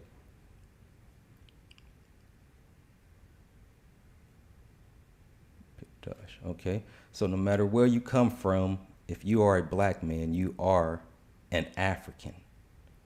Okay. Yeah, of descent. Yeah, of descent. Now I agree. I agree with that for the most part. Like you say, descent. But like I say, like African, and you know, out here, you know, I'm from California, but out here in Arizona, there's a lot of Africans out here, right? And they don't identify with us, Kitty. And so I have to ask you on that part, That's the what does that mean? Because when I talk to them, they really look at the what you call black man in America as dirt. To be honest with you, they're more in love with the England side of things, especially those that come from Nigeria. They even talk about the way we speak, not just the nigger word, but the actual dialect, and they say that that we speak a dirty language, and that their language is, or their form of English is actually correct and proper. So it's a political strategy, not a culture. You're absolutely right. It is a political. You're absolutely right. Pan-African is an actual political strategy. So that's what I'm saying. So when we say Pan-African, are we just out to help those in Africa, or what about those in America? Because we have a lot of us here right now, those who speak our actual language, those who actually grow up like us, those who actually look exactly like us. Because no disrespect, please, if any Africans, anybody out here taking this, it's no disrespect, but I have to be honest with you. When I look at us in America and I look at those in Africa and I say, we look different. We're not the same. We don't have the same features anymore. So I have to ask, are we African, or are we now Americans and have to deal with things that's going on in America before we try to fix somewhere else, because this is our home. And and a lot of us don't have the luxury to actually leave. Like Kitty, you have the luxury to leave and go back to Africa to be loved and welcome. No, that's a fact. I agree. You have to love Africans to be loved and welcome. No, you're absolutely right. And look, Yeah. I show them love all the time. I love Africans. You know what I mean? But when I talk to them, I see how they are. I see how they look at the American so-called black male or black woman. They don't look at them with a high regards. Matter of fact, they look like you don't have no culture. that's a fact. And but the thing is, we have the culture, and I'm starting to realize the more I look into this, I realize that we are the culture of the world. Us here in America, not anywhere else. And when I look around the world and I see all the great things that happen in Africa, I'm with that. I see all the things that developed in Asia. I get it. But when I look at the people and the actual social responses that accumulate around the world, it all triggers from these group of what you call black people here in America. So I always say to those that does mention Pan-African to me, because I'm with it and I'm for it. I'm all for trying to help out those that are going through apartheid or whatever things that happen that needs to be corrected over there in Africa. I'm with it. But when it comes to fixing home first, before you go into your neighbor's yard and say, hey man, your grass ain't cut, you cut your own yard first, and then when yours is neat, then you can give a response. And so I realized that our grass is dirty, is unmanged. It's all manged out in America. And so Kitty says, but you call yourselves by degenerate names. Self-hate doesn't necessarily generate outside love. Come on, man, you know better. Kitty, you're absolutely right. But here's the thing, and so this is why I have to say to you, I don't take the word nigga as a derogatory term. You see what I'm saying? And so it would have to be a derogatory term for me to take it as a derogatory term. And so, like, nigga was never used in a derogatory term by those who were cracking us with the whips. They were saying nigger. And so the nigger terms, because we didn't have a name at that time, I believe Huckleberry Finn wrote the first time that a black person was actually given a name. Jim, what was it? Nigga Jim. Nigga Jim, I believe it was. If somebody correct me in the chat or call in, but I believe it was, but I believe Huckleberry Finn, the first time that he wrote a book, and then black people was actually given a name where they actually called them a name other than nigger, and it was Nigger Jim. Is an alcoholic offended when someone calls them a drunk? Let me ask you. I'm not sure. I'm not a drunk, so I wouldn't know. You know what I mean? But if somebody called me a pothead, I don't think that would bother me too much. You know what I mean? But nah, yeah. You can be an alcoholic and don't get drunk. You just drink a lot. You just drink a lot. But what he's asking is I get what he's asking. He's asking is, if an alcoholic offended you when someone calls them a drunk, and I would say, for the most part, they probably would be offended. But now I have to ask you, Kitty, would they be lying to him if they told them, hey, man, you're a drunk, and you really are a drunk? Yeah, I know that's it. But that's what it is, man. I love you, Kitty, and that's why, man. Look, anybody that is definitely want to jump aboard. Look, Kitty actually be making trips out there to Africa. You know what I mean? He's definitely well traveled. Yeah, he's well traveled, and actually, Kitty, you got the most electrifying man in streets and neighborhoods 5. He's definitely all aboard, and he definitely is ready to go. Yeah, because I watched that episode about 6 times. What's that? With him. Oh yeah, Kitty, yeah. Well, I watch him every morning. He don't know that 2, though, but man, very enlightening. he said he's taking over 200 people over to the motherland, and he said, "We not ready." Oh. You know what though? I told you, Kitty, but, I don't fly. You know what I mean? Unless I'm high. I that's the only way I fly. I'm scared of heights. You know what I mean? So I don't know if I'm ready, but I'm willing to find out. You know, and but what he's asking though, he's not just saying going over there to have fun. Yeah, he's definitely talking about going over there, observing, studying, learning, getting in tune with the people, and really looking for a you know what I'm saying, a transformation. You know what I'm saying? Let me ask you this, Kitty. If you had the chance right now, to completely leave America right now and live in Africa, would you? Oh, I'm on your team. I'm on your team, Kitty. I don't know about flying over there. I can't do 30 minutes in the air, let alone a day or so. It's just, I don't know. Star Trek is going to have to actually make a beam and be able to zip me over there because, whew, man. Did you guys see the March 2nd video on the villagers who found a mountain of gold? Oh no, but you have definitely, after the show, I'm definitely going to look it up. Matter of fact, while we're here, let me go and see if I can actually pull that up right now. Let's see here. Mountain of gold. You hear? Did you hear anything about Mountain of Gold? No. March 2nd. March 2nd. Where was this village at? What was the villagers at? March 2nd.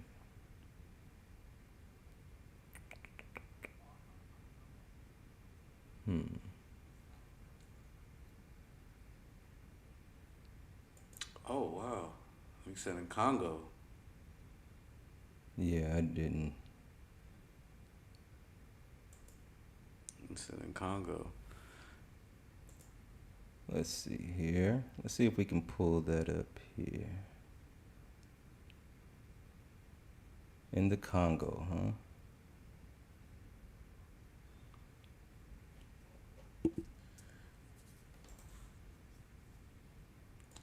Yes, man, I definitely would.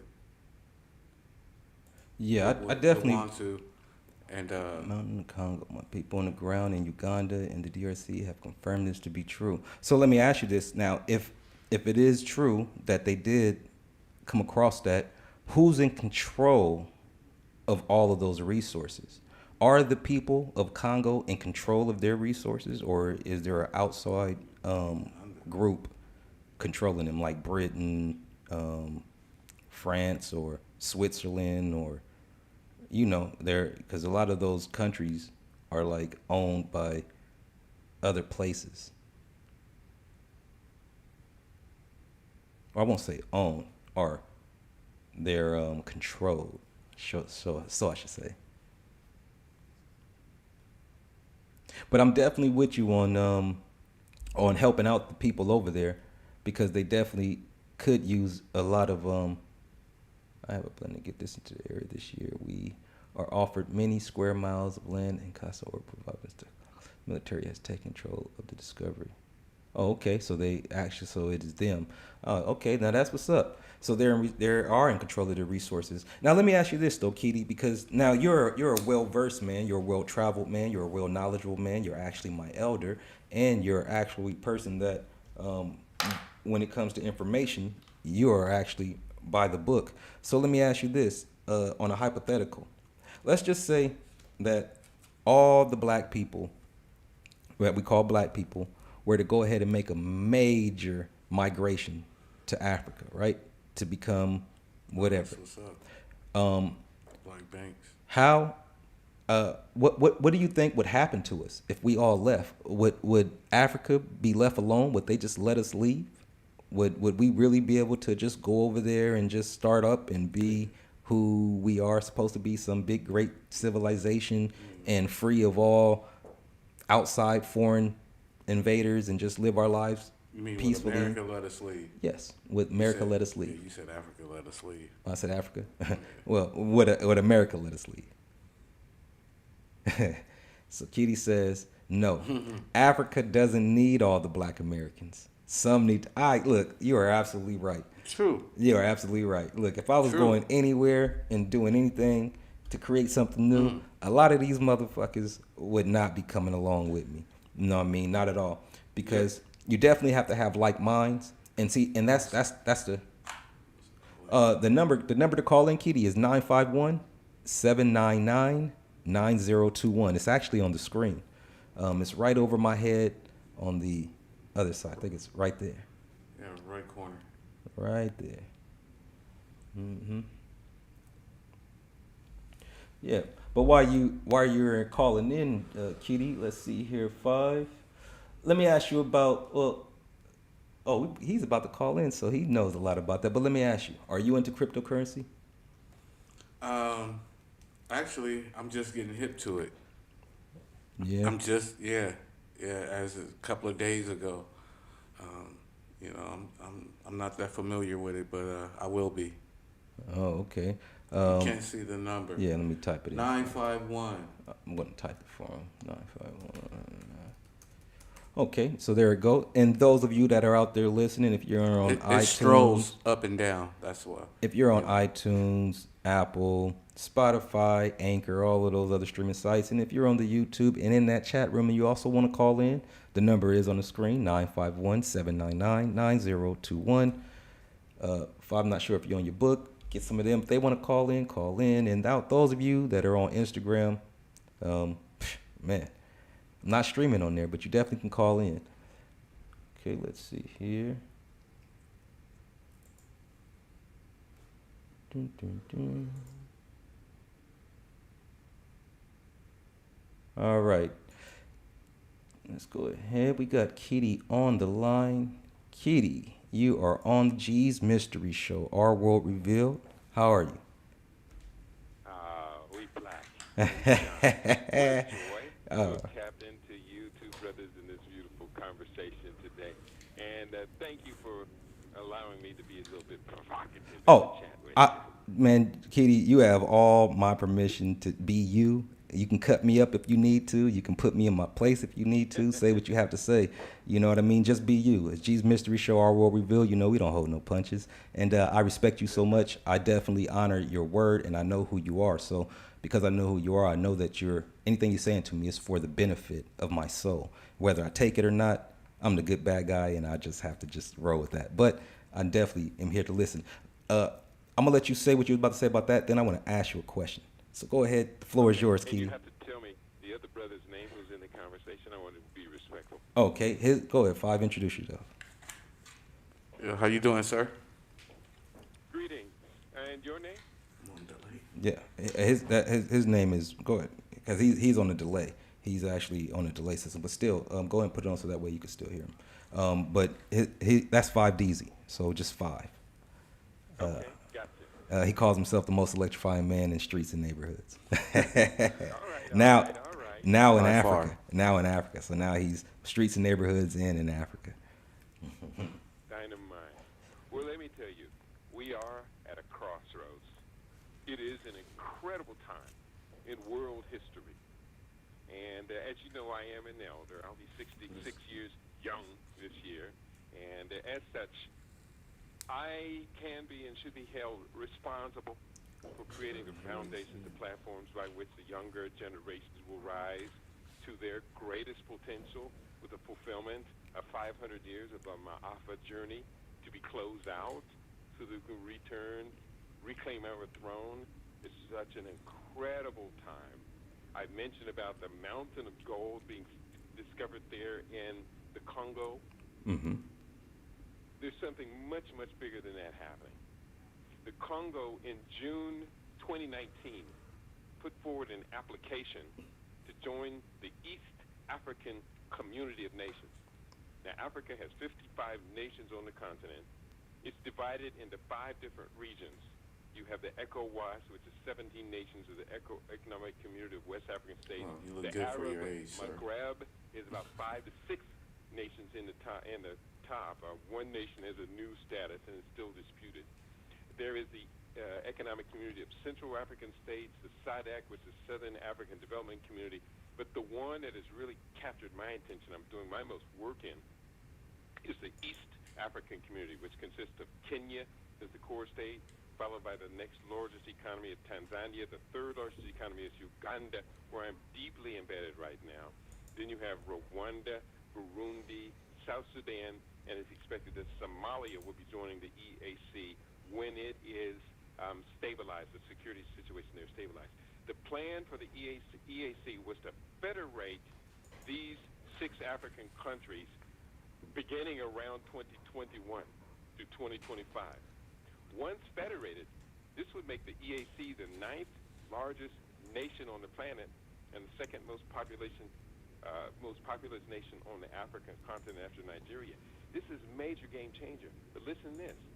When the Congo petitioned to join the EAC, the Congo is the world's richest natural resources state in the world.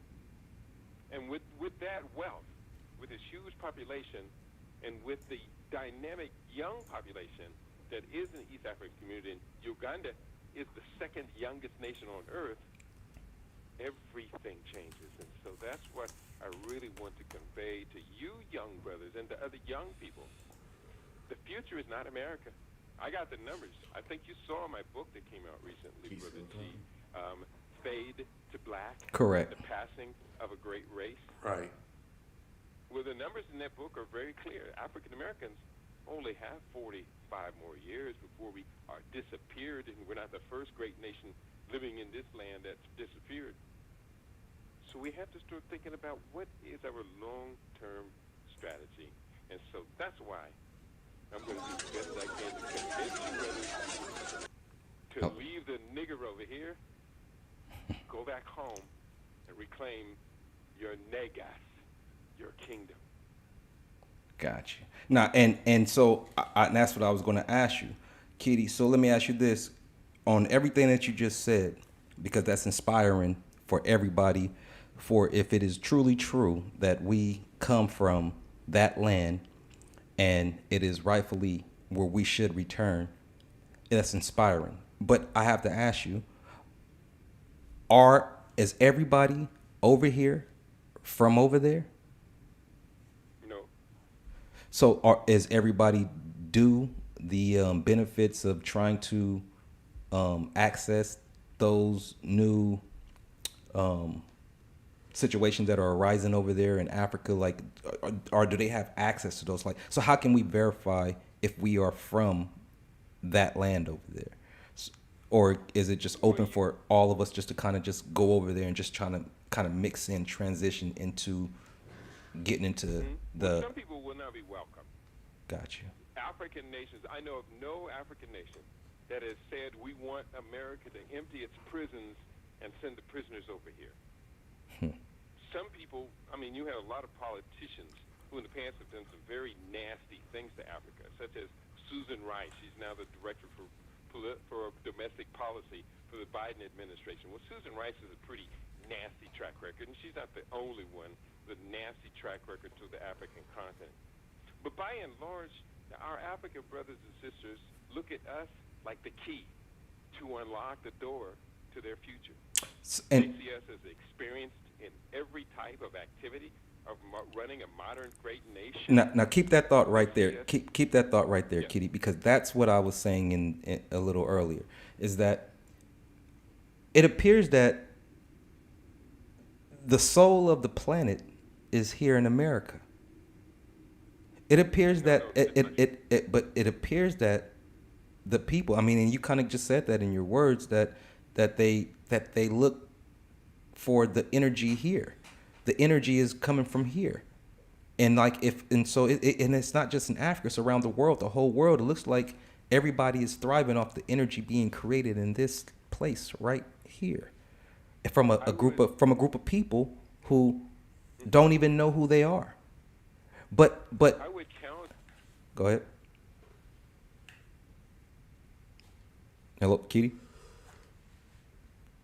I think Kitty dropped. Let's see here if he's still with us. No, I'm still here. It sounded like you were still finishing your story. No, I was done. I was going to go ahead and let you go ahead and finish it off.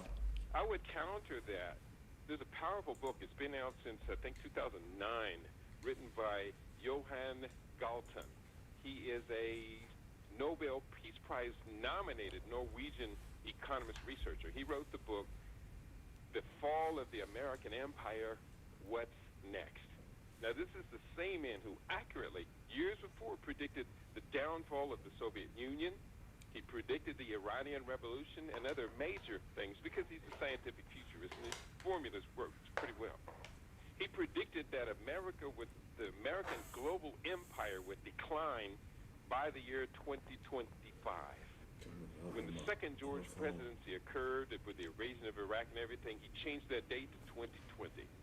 Along comes Donald Trump, and essentially the American global empire and hegemony has not only kind of collapsed in on itself with so much hostilities out there, but China has now taken over the number one economic position in the world and purchased that's a fact. Our parity. And within That's 3 a years, fact. they'll have the absolute number one position in the world. The Road and Belt Project is the most ambitious global infrastructure project ever created. So America can't even build its own roads, railroads, etc. I could argue 100 points of why African Americans must abandon the idea of kumbaya, of that Bill Gates and Jeff Bezos and Mark Zuckerberg and these other Elon Musk hyper billionaires, that they're going to give up this hegemonic position to where during the COVID-19 year, when 41% of African American owned businesses failed that year, the top 1% of the top 1% made money at the fastest rate ever. Jeff Bezos made $13 billion in a single day. No, that's a fact. So at a certain point, we have to ask, where is our future? Where is our wealth? Where is our prosperity? The answer to those questions is undeniably Africa rising. So Kitty, now you know I have to. And I agree with you 100%. But because I'm the good bad guy and I have to antagonize you a little bit, what happens if? Yeah, no problem, man. So we go to Africa, right? And we take control of the resources. But what happens when the bully comes in and wants the resources? Like, are we ready to defend that? You should ask yourself. You know why you should ask yourself that question? I'm sure you're gonna tell me. You're a young man. I'm 42. I'm old now. I'm an old guy. Who is trusted in any nation I'm 47. to carry the spear and defend the nation? It's the young warriors. I mean, that is true. So I know the answer to the question. I'm 65. I carried the spirit during my period of time. I can't even tell all the stories. That's a fact. That's a fact. But no, we recognize, we were taught, we were trained. I was trained by some very powerful people. Del Jones, the war correspondent, a bunch of others. I was trained in holistic health by many Most great definitely. first generation from Hell, Gregory, Dr. Sabi, Sabi, all of that. Africa, and so many. So I was trained, and at one point, when I was much younger, I was at the gun range, and a black man who had been a sniper in one of the wars saw me there, and he said, "Hey, listen, you got some good eyes over there. Let me show you what you need to know to be able to actually do the craft with some technique." And he didn't just teach me, but then I taught a bunch of other people. So we put in our time, and now we pass the baton to a younger generation of spirit carriers. But the spirit carriers in every successful civilization in history have always realized that there was a hierarchy. And that Facts. the wise and esteemed elders would have the pathway for them to not only be walking along, but to aggressively defend so that the nation could have benefit of intergenerational continuity. So that's what I've been trying to do for the past 20, 30 minutes of engaging with you, brothers. I know I got too much work to do. I got about a dozen or more people showing up at my house tomorrow for about 25 vegan dishes. So I got a lot of work. Hey, man, and that's you can go ahead and plug yourself right here, Kitty. I mean, man, get them to come in, tune in. They want to get some good food tips. They want to see what you're all about. Let them know where they find you at, Kitty, and all that you have going on out there, man. You're a different kind of a guy. Providence has made it. The universe has made it so easy. Are you ready for this, brother G? Man, I'm here for it. You can type in 5 letters, Keidi, into a search engine, and guess who's all over the place? Kitty, I would do. 39 books out, and about 3 more books to come out. Really, bim, bam, boom. And believe it or not, dogs, when I started another book, I think yesterday morning or this morning. You don't sleep at all, I do can't you? help myself. You don't This is sleep, do what you? I Do you sleep, You Kitty? know, I am a scientific futurist. Yeah. So I'm constantly researching and writing. The new book that I'm writing has got me so excited because I came up with a plan in the last 24 hours for African American banks to expand their intrinsic value by at least 300%, meaning that if they follow this strategy, and this strategy is not real complicated, it's actually pretty practical, it makes a lot of sense. If they follow this strategy, we won't just be clawing at the bottom to be even in the game. You know, Broadway First and Broadway Federal and City First Bank were supposed to merge this month, right? Okay. Would be the largest black-owned American bank, and their assets would be just under $1 billion. Well, you know, the largest owned Korean bank in America, the largest owned Hispanic bank in America, the largest owned Chinese bank in America would all have 18 times our value with the biggest black bank.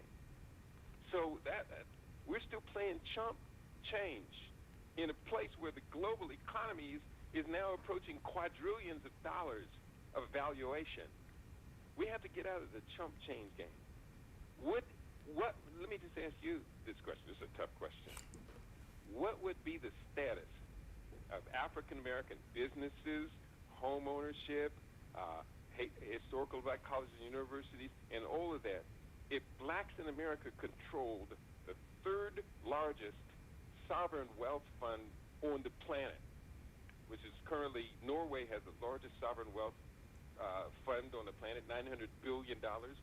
Well, according to my plan, we would have $300 billion within a year or two.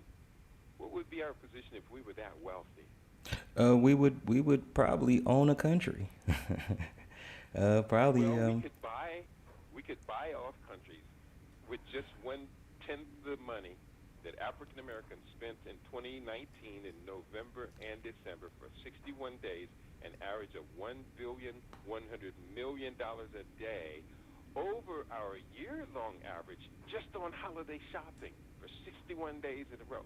Kitty. For 1/10 of what we spent in that 61 days, we could have bought off the entire debt of many African nations. No, I agree. thereby I agree. Leveraging their resources as our collateral to finance our debt-based banking system. Kitty, let me ask you. People aren't thinking like this. No, they not. And so let me ask you this, Kitty, because I need to know how to think on this one, and I need you to help me. Is because I asked Five this, and now that you're on the line, why don't I go ahead and ask you? Are you into cryptocurrency? No, I never have been. Okay, is I it? love blockchain. I love the idea of blockchain. I'm trying to get a blockchain team from this country to go home to Africa and to code the next digitization of the African Continental Free Trade Agreement. It's the most lucrative contract ever, and our people aren't even aware that they could bid for it. But no, I don't do cryptocurrency, especially, The Bitcoin. Bitcoin I and always stuff. ask the same question. What is Bitcoin's intrinsic value?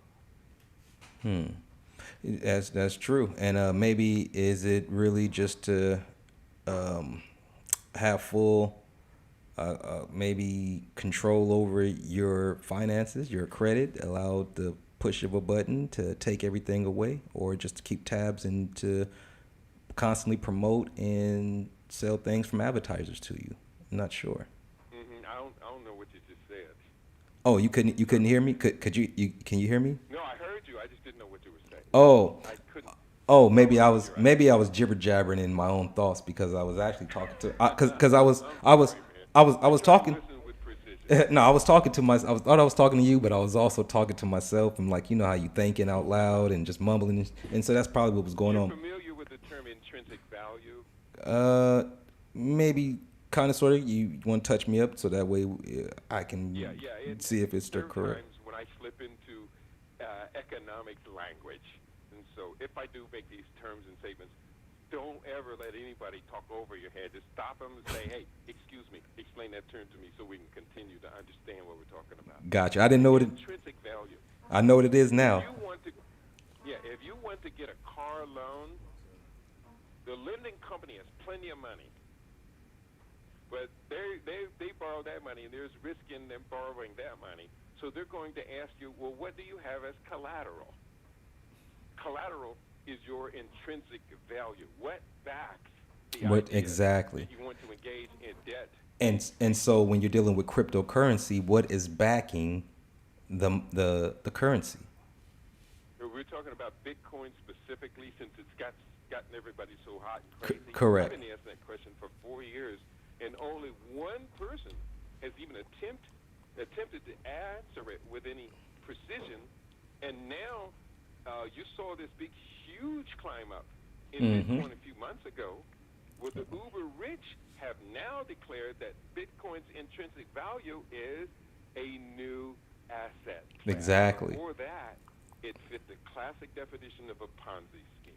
And that's what I thought it was at one time, was a Ponzi scheme. And so I just never really got into it and just thought it was just something that people were doing on the dark web to get away with stuff, and then just, just to get around. That's where it started from. Oh. You're With right. your The money. illicit international transfer of money, drug dealing, prostitution, arms trafficking. These all use untraceable currents. But then again, Bitcoin's not so untraceable now. You've heard of multiple multi-million Bitcoin thefts that occurred. Well, that means somebody cracked the code. No, that's a fact. Yeah, somebody definitely cracked it. And so what happens if the dollar flips and everything now goes into this digitally tized monetary system called cryptocurrency? What? Well, the dollar flipped into digital money some time ago. Oh yeah, Recall the back when the euro- credit back. The euro appeared as a digital banking currency 6 years before they started printing the euro as a paper currency. No, that's a fact. I actually would even go further than that and say that the end of the dollar happened when they came out with the credit and debit card. They were just slowly transitioning people over. Little did they know. So with this cryptocurrency, like, are they actually using that in Africa at this time? Only for illicit transfers. Okay. And that's why many African countries, Nigeria, Kenya, two of the leading economies on the continent, have banned the use of cryptocurrency. And so that Africa is developing. Kenya is taking the lead. They are developing a African cryptocurrency. They do have a new West African currency to chase out the French CFA. They're now calling it, I think they call it the ECHO, standing for ECOWAS community.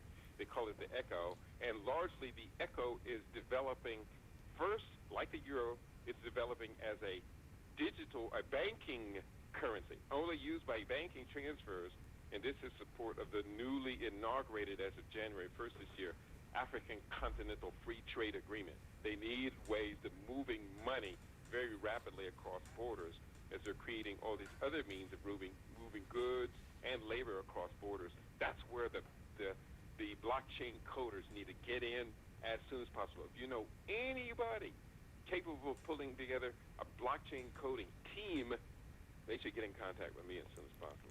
Hey, anybody out there that can do blockchain code and you're out there listening on all of these platforms, streaming forums, and the little people that's in here on the YouTube, hey, you know something about it, go ahead. Get in contact with Kitty Obi Abadu. All you have to do is just, like you said, type in his name, Kitty, in that search engine, and you're going to pop up and be able to find him. Or you can always log on. He's on every damn morning.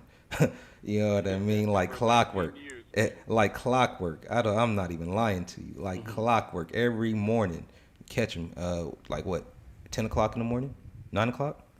It depends on your time zone. Eastern time is 12 noon. On the West Coast is 9 a.m. 9 a.m. And I've been doing it this is our 19th year. You know, I was the second black-owned internet or non-religious internet radio station, but the first internet black television channel, OTT channel, that was LIB TV. Proud to do that. And we've helped as many as 15 other stations get up and running. No, you, Kitty. Like I said, man, I like I said, you see me pop in your chat every once in a while in your room, but I'm in there almost every morning, and I'm always listening, and I just tune in and I just see what kind of people are responding to, and see what gets the crowd going, and then just see if you're kicking some information, and then or you're just reading your book, and I like the way that you have a certain type of arrogance about you to where you don't give a shit about what everybody else is talking about because you know. No, I'm being real with you because you know. No, I observe you. I'm not gonna let you put it that way. Well, I'll be observing you, Kitty. It'd be looking. I am an elder now. True. Because I am an elder, I am allowed to be cantankerous. True. And to say True. to people, that does not make any sense. Oh, you do it all the time. You do it all the time. I try and give them a chance to really truly understand what the conversation could produce once we get synchronized, and I think I do that pretty well. No, you do it. Just that your level of experience, wisdom, education, and information, it supersedes a lot of people who is listening to you. See, I'll be in your room and I'll be observing you and I'll be listening to you. Then I'll be watching your guests and then or your people that are talking back to you. And then when they actually call in or they're trying to speak or they're typing words and I'm trying to read what they're saying and I see, well, damn, that articulation is kind of fucked up. So you're talking to a man, they're typing to a man that's going to read that, and because he has a different type of, I won't say different type, just a higher level of experience, he's going to look at that and he's going to chew them out. And as soon as I see it come in there and they probably, to me, it makes me feel like you're hurting their feelings because they're like, damn, I just want to talk to Keith. And then Keith says, well, you know, I can't really understand what you're saying. You want to rephrase that? That doesn't just, I mean, it doesn't make sense. You got to make it make sense. And I'm saying, oh shit, they don't realize that they know everything they really want to say, but their articulation, the way that they're able to verbally or just vernacularize it, it doesn't come out the correct way. And a lot of people, go ahead. You're speaking truth, and I hope that they, instead of getting offended, that they just kind of skill up to the next level. Well, I do a lot of calling in on radio shows. I called in the Carl Nelson show today and talked about some very serious subjects. But whenever I call in or communicate on other people's radio show, I approach it as if you, the host, you're a master at your craft. And so I'm stepping into your arena. As a consequence, there's certain rules that I, as your guest, have got to observe. And I always insist that people show me the same amount of respect. Some people are just disrespectful. And they think that just because, well, that's just Brother Keaty. That's exactly what they think. No. I'll be watching. Yeah, I'll be watching it, and I say they don't realize this is an arrogant, confident, wise, you know what I mean? He's an elder, and he's definitely not going to just let you say anything to him, especially like numbers. And I realize that with you, Kitty. That's why I try not to say numbers unless I actually have the correct numbers to you. Because I know that when a person says numbers to you, you're definitely a study of a numbers, and you memorize the actual diagraphs in dialogues of the numbers. So when somebody says a number to you, you definitely flip it around and you give them a pinpoint accurate notation of the numbers that you're explaining to them, and it makes them say, "Oh shit, I can't do this again. I got to come back with something correct." And that's why I say when I watch you, I observe you, and I say, "Yeah, man, you're definitely on point." I just, you know what I mean. I'm just not all Pan Africanized out like that, but I'm definitely with you 100%. You are my elder. You are somebody that I've actually looked up to for over 6 to 7 years now. You're a person that I actually go into and actually just sit and listen and not try to be the one who knows it all. You actually teach me more than I could ever teach you. And I actually just learn from just some of the information. Then also just learn even the radio side of it all, even the broadcasting side, the demeanor. Because like I said, you don't let too much sway you, whether anybody's in the room, whether there's anybody talking, whether anybody calling in or just sitting there listening. You just do you. So I actually learn from you in many ways. You know what I mean? But you're just not going to teach me how to fly. You feel me? Other than that, we're good though. I do learn from you though. You gotta learn sometimes. I appreciate you. I receive very enlightening. your words. I'm not flying. A lot of humility, and I promise the way to get there. based upon your confidence in your elder, that my shoulders are broad, they're strong, and we always say, as we reach for the stars, we must always remember that we stand upon the shoulders of giants. Facts. I'm calling in, Kitty. When you're not doing the show tomorrow, are you? You're gonna take the day off? Tomorrow is Saturday. That's right. I'll be replaying the best of the week for tomorrow. We'll be back again with our flagship program, the Falcon Forum on Sundays. That's our mastermind think tank group. And boy, it gets real heavy. You ought to hear the arguments we have on the. You probably heard the arguments we have on the Falcon Forum. Yeah, I'll be hearing a few of your things, yo, and especially like I said, yo, especially when you be getting into your books and then you just start reading it, and I say, well, damn, yo, you. Do you have an audio book, Kitty? Yeah, I have like 75 audiobooks. I mean, Did you say we have a book 75? study on Mondays. We've been doing that the whole time. And so some of those collections, not just my books, all of the masters of the African-centered books, even Gunnar Myrdal's An American Dilemma and Amos Wilson's Blueprint for Black Power, we'll have 20 or more different volumes of those. But I think all of my books, including books like Rap, Hip Hop, and the New World Order, Mind Control, Panic, What Coronavirus Tells Us, yeah, there's a big collection of audio files on all of my books. Gotcha. Now, I already knew you had audio files, but I just wanted you to explain it to the people that you guys, if you're not a reader, just go ahead, go buy the book, buy the tape, sit back, relax, and listen. Not tapes because that's old school. I think now it's just digital. Everything. Yeah, you know. I would highly recommend, if you're not a reader, listen to the audios, then get the books and read the books. There's no way in the world we are going to evolve as human beings while devolving parts of our brain to comprehend cognitive development. I mean, we're in the book Mind Control, where I just updated and re-released it not too long ago. We're in danger of losing function of the prefrontal cortex of the brain, the part of the brain that looks over the horizon and is able to determine the long-term consequences of short-term actions, which is why African Americans, and this is where the N-word is appropriate, even though I don't say it. We know what it is. This is why that word is appropriate, because the N-word is degenerating, de-evolving. Devolving is the word. I wrote about this in the book, Living Superfood Longevity. We're watching the human species split. Some people are continuing to evolve, while others, loaded up with so much toxicity, be it environmental toxicity, mental, psychological toxicity, or chemical toxicity. Some people have become so toxic that not only are they less educated, less wealthy, and less healthy than their parents, but they're producing children even weaker than themselves. And this is an absolute failure.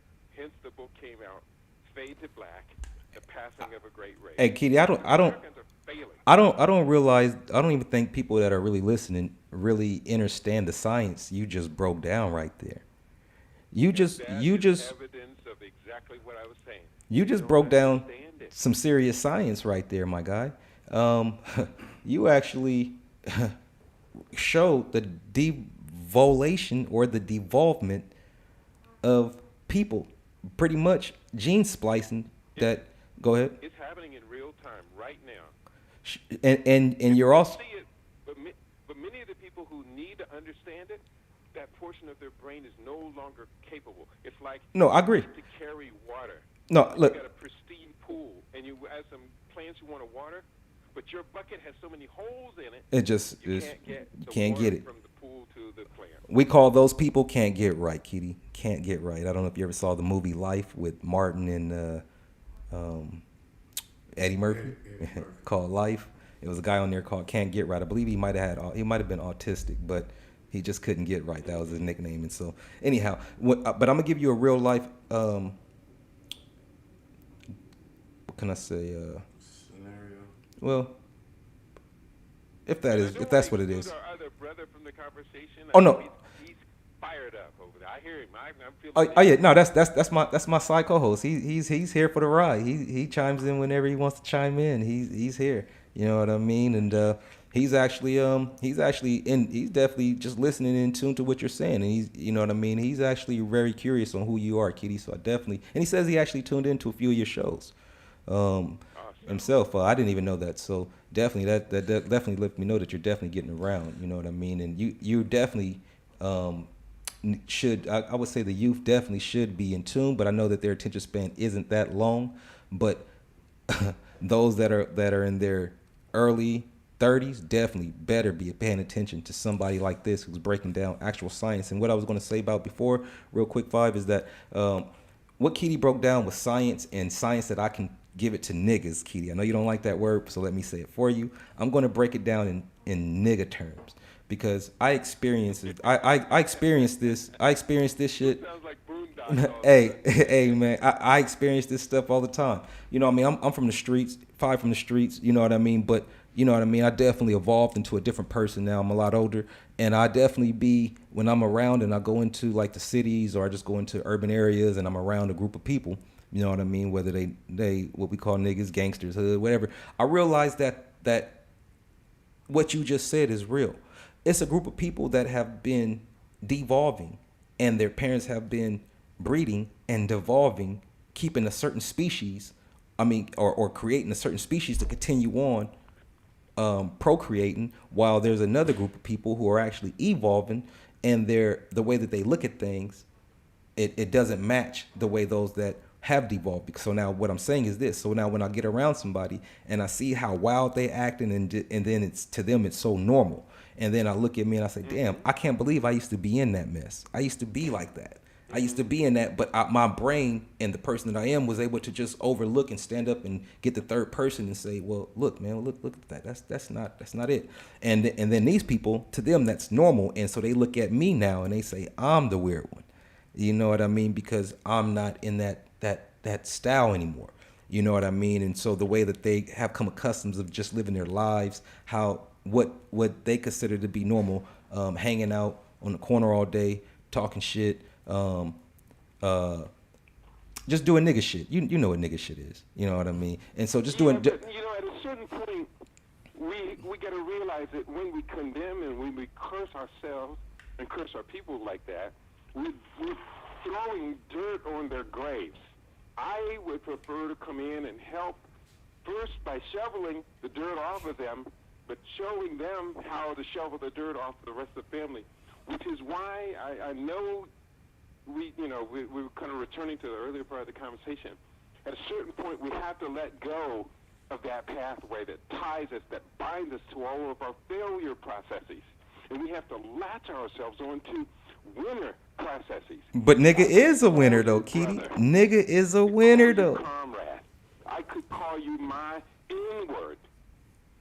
But if I call you my distinguished son, the prince who will inherit the empire, I'm giving you a pathway that is not met by saying, yo, that's my N-word there. There's two completely conflicting ideas there. I know you do understand. No, I definitely understand. I completely. I've never said the word in over a dozen years other than in quotes.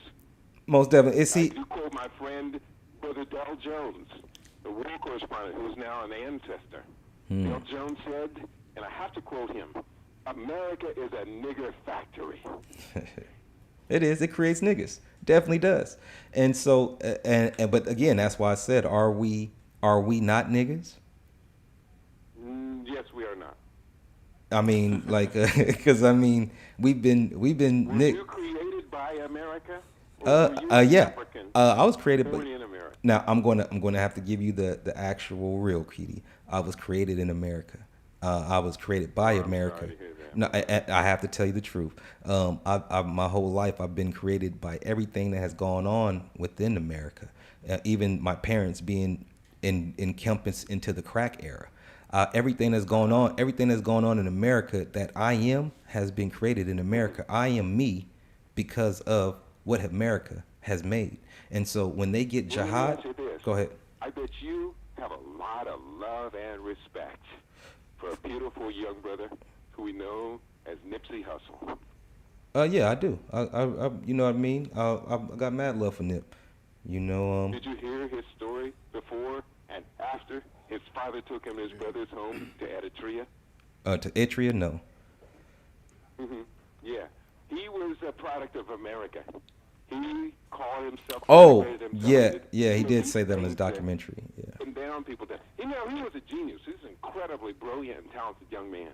But facts. when his father took him to Eritrea, and he came back from Eritrea realizing, I am Habesha. I'm not the N-word. I'm Habesha, and I belong to history. That was when we saw this Nipsey Hussle that came out to become the people's champion. No, and I'm with you on that. Like I'm a person, Keedy. You know, I have that light and I have that shine. I definitely am aware of the information. I'm definitely aware of the spiritual bliss of certain things. But I'm also a human. I'm also, you know, the good bad guy, and I'm just also just different, I guess, in that aspect to where I am a person who knows enough to say he knows. Yet I'm a person who likes sugar. I'm a guy who likes sugar. What do you say to that? And I know you get what I'm That's saying. assaulting I know what you the get. prefrontal cortex of your brain. That's in the last chapter of my updated mind control. Sugar is like putting a Russian roulette to your cognitive functioning. It's worse than Russian roulette because with sugar, you keep pulling the trigger and you keep pulling the trigger. Well, with Russian roulette, you keep pulling the trigger. What's going to happen? Yeah, you're gonna end up getting that bang. And so that I use that only to give a reference into the word nigga. So just like I like sugar, even though I know that hey, sugar may not be the best, it tastes good, I can use it for everything. Same thing in the word with nigga. You know, it tastes good, feels good. I use it for everything. I can use it for a lot of terms, a lot of words endorment, or a lot of words of disagreement, or just in any type of going back and forth, any type of communication, verbalization. That word can be translated to use. Not to mention, it's like sugar. It's a word that is addictive. It's a word that. Do you mind if I answer a couple of tough questions? Go ahead, sir.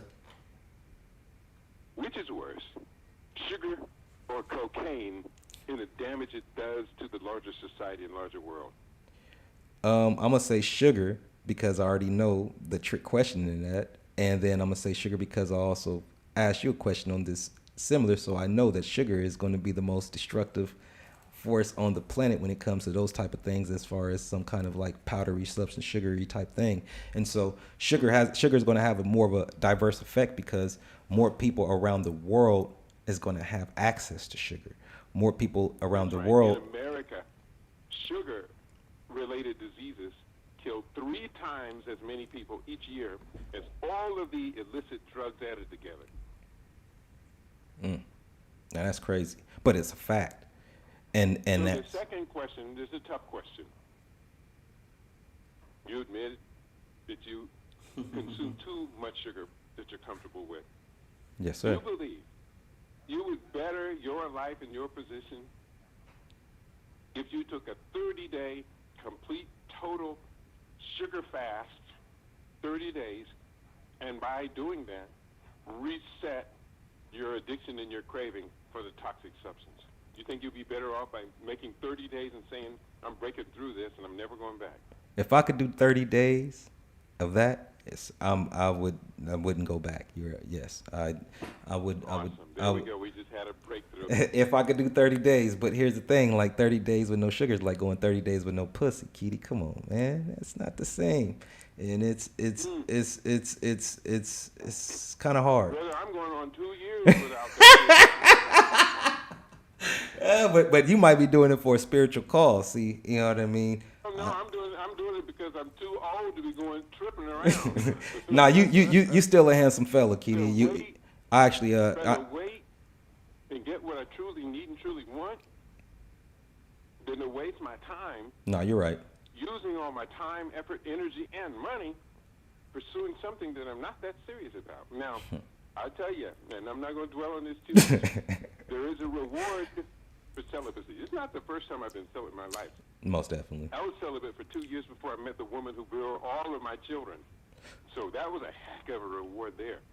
But one of the reasons I can't wait to get to Uganda To your queen. because I'm on a TV channel there every week. Not to be real discreet. Don't you tell nobody. I won't say a word. But one of the hosts on the TV channel I thought was the most beautiful woman in the entire country.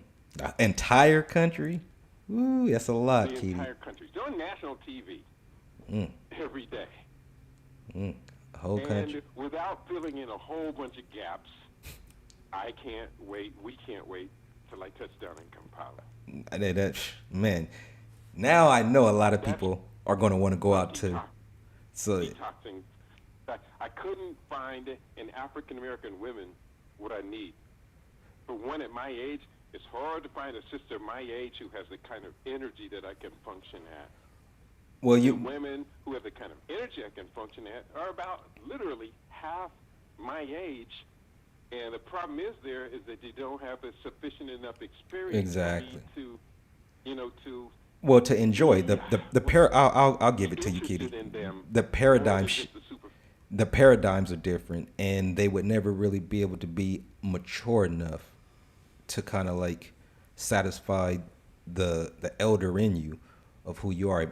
Sexually, yes, but mentally, no, because you've experienced too much in history with the timeline that they would never be able to experience, so they would never be able to relate to who you are. It's not never. It's just that those ones are taken already. I've experienced it myself, so that's why I guess I'm going to never. So I realized trying to date somebody younger than you, you know what I mean, over almost 10 years of a gap, it's definitely a paradigm shift where they just didn't experience the timeline that you did. So the type of values, the type of likes, the type of normalcy that you are used to or you agree with, they definitely do not have any likeness for it, no care for it. It's boring. It's out of their time zone. They don't care. It has no compatibility to them except for sex. But when you sit down and talk, like COVID has shown everybody, with a lot of people, for everybody of those that are sitting up in this COVID, I keep saying that, the C word, my bad. YouTube, please.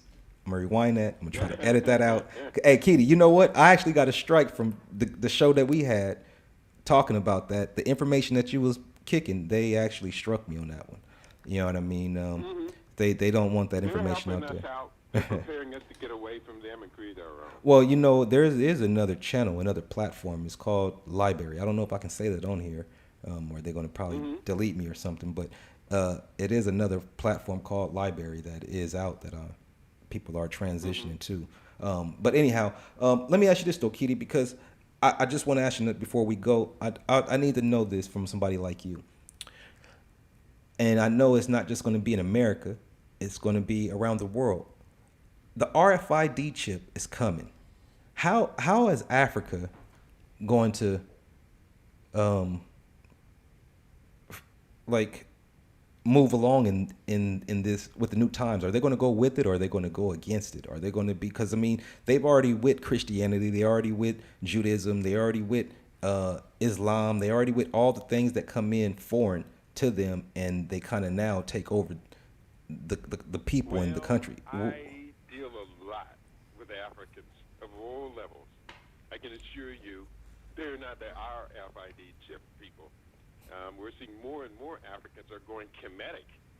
I was shocked and surprised, and a hyper-Christian country like Uganda and even Ghana and parts of Nigeria where we see Christians over there. We think these Christian preachers over here are buck wild. You ain't seen buck wild. But I've also been to Ethiopia, the most Christian nation on the planet. The most Christian One of the nation. most balanced, loving environments I've ever seen. Ethiopian Christians. If every Christian person on the planet was like an Ethiopian, this would be our great planet. Well, Ethiopia is where the originality of Christianity first started, correct? It began in Egypt with the Egyptian Orthodox Church, the oldest church, but the oldest contiguous church is the Ethiopian Orthodox Church. And I spent 8 days over there as a guest of the Ethiopian government and Ethiopia Airlines a few years ago. And I tell everybody, you really, truly want to see a truly Christian country, you got to go to Ethiopia. And you probably will come back here and say, dang, y'all don't even know what Christianity is. they don't practice the same type of Christianity that the Christians in America around the world do they? They still believe Jesus is the Son, Father, Ghost. Yes, and I mean, they many of the tenets, many of the books of tenets, their Bible is the oldest retranslated Bible there is. It is. And that's very, very important. They did not remove 16 books of the Bible like the Western Bible did, including the Book of Mary. Why would they feel so threatened, the Romans, the Vatican, why would we be so threatened by the idea of the divinity of women that they would take Jesus' mother's book out of the Bible? Now, but that's who these crazies are. But then another thing very important about the Africans. One, they are almost across the continent rejecting genetically engineered food, genetically modified food. I've heard about that. And another thing from the West, what they adamantly are rejecting is homosexuality, the gay lifestyle culture. They say, in the West, if that's your thing, just stay there and be comfortable. Come here. I was going to do a show about that because there's a lot of things that need to be touched on, and also with this cryptocurrency, with the roles of them now saying that, hey, you can be whatever you want to be. It's a certain agenda that behind that, and I think that needs to be brought out to the forefront of what's going on in the bigger picture. Biden administration is coming. Yes. I just had a conversation with Mr. Five over here about about the Biden administration because he actually I won't say he likes them, but he kind of felt that they were okay, and so I had to tell him. You talking about the dead Red Fox? The comedian. Yeah, Red Fox. Fox. Lives, man. Comedians don't die. Nah, but that's my negative. Go ahead with what you're saying about Red Fox, and much love to Red Fox transition. Wisely said, the only thing more dangerous than a snaggletooth sissy is a Greek in sneakers. A Greek in sneakers, man, that's a mad freak right there, boy. Them motherfuckers don't because they don't even wear shoes. They didn't wear no damn shoes. You know what I mean? But that. So, in other words, I think we can feel pretty confident that African nations, African people, still highly value children. And as far as I understand, as much as they've been experimenting in the West, nobody has been able to successfully produce a child or even twins from a man's behind. No, and that's a fact. And it's just not that. It's just like you said, the devolving of society and what it leads into in the next 20 years. Exactly. The devolution, devolvement, dilution, polluted, whatever words we want to use, that is going on here, that is going to degenerate the social structure. The masculinity, femininity qualities are no longer wanted. Everybody is just supposed to be androgynous. Just. Well, go to Africa, my brother. Go to Africa and watch its whole different. But. I've been over to Africa a number of times, and on one occasion, I had this dear friend, and I hadn't seen him for a year or two, and I finally had told him, hey, we've arrived, we're staying at the hotel, come on by, join us for dinner this evening. He comes by, we're so glad to see each other. I said, well, come on, let's walk down here, let's go to dinner. As we turn to walk down this little short road to the restaurant, he grabs my hand, and he holds my hand as we're walking. Now, as an African raised and domiciled in America for about half of 1 second, I felt uncomfortable. Beyond that half of 1 second, I said, I submit myself. I am an African. Not only is this not uncomfortable, this man is telling me I'm his lifelong brother. Now, if you walk down the road In holding America. your grandfather's hand, walking down the road, would you feel ashamed? Would you feel gay? No, yeah, I'm gonna be real with you. Me personally, no, I don't feel If none you of that. held your Like, father's hand walking down the road, would you feel ashamed? Would you feel gay? oh, in America, gay is actually Not happy. with your father. With your father. Anywhere in the world. But what I feel, I would say I would feel uncomfortable because I would know that people would be thinking things that not knowing that this is my dad. And no, exactly. No. Look, I no. Trust me. I wouldn't give a shit, Kitty. I'm just saying. I'm just speaking for the people. Me personally, I don't even say, like, when people say something like if I said to you, you're handsome, Kitty, other people would say you're handsome, and then they would follow that with no homo. You see, me, I don't do that. You see what I'm saying? If I told you, We watch too much Boondocks, man. yeah, see, but me, if I say somebody's handsome, if I called another masculine man and said, man, you're a handsome dude, I'm not about to say no, none of that. I'm just going to say what I just said to you. You're a handsome dude because I'm not homophobic. I can. You're a handsome brother. Even the word dude is kind of If you're secure in your manhood, No, you can do that. no, I got that, and all of that is, hell, they contaminated gay. Gay used to be happy. Now they run it. They took it over. But again, you know what I mean. Me personally, I tell anybody anything, and I don't back it up. I don't have those type of So that's what those I'm things don't saying affect my is psyche. that in most African societies, the idea of gayness, of homosexuality and homosexual behavior, it's such a foreign idea that if it even comes up in conversation, you look at people's faces, they're puzzled, like, you just started speaking Latvian, and I don't understand what Latvian means.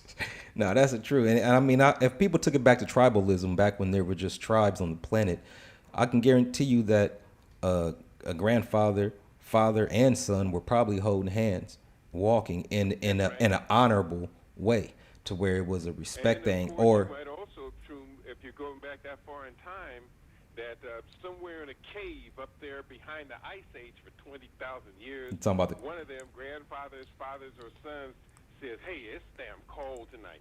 Let's snuggle up together Facts. here up under this blanket. And, yeah, bring that wolf in here, too.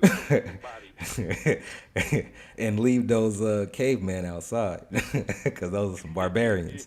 You know what I mean? So listen, we're Africans on this planet. I'm going to bring you brothers to Africa. I don't care. You resist as you may. Hey, We're not leaving you behind. maybe if we The take a only boat, Kitty. reason we would leave you behind is to guard the Exodus while we get the women and children on the boats and get them off of this ugly, evil continent.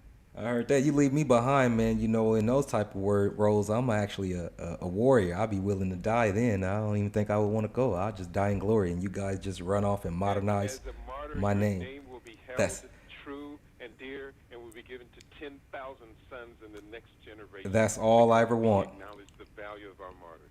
And that is the actual thing that I desire, is just really, when it comes down to it, if it's a real fight for freedom, I'm all for it.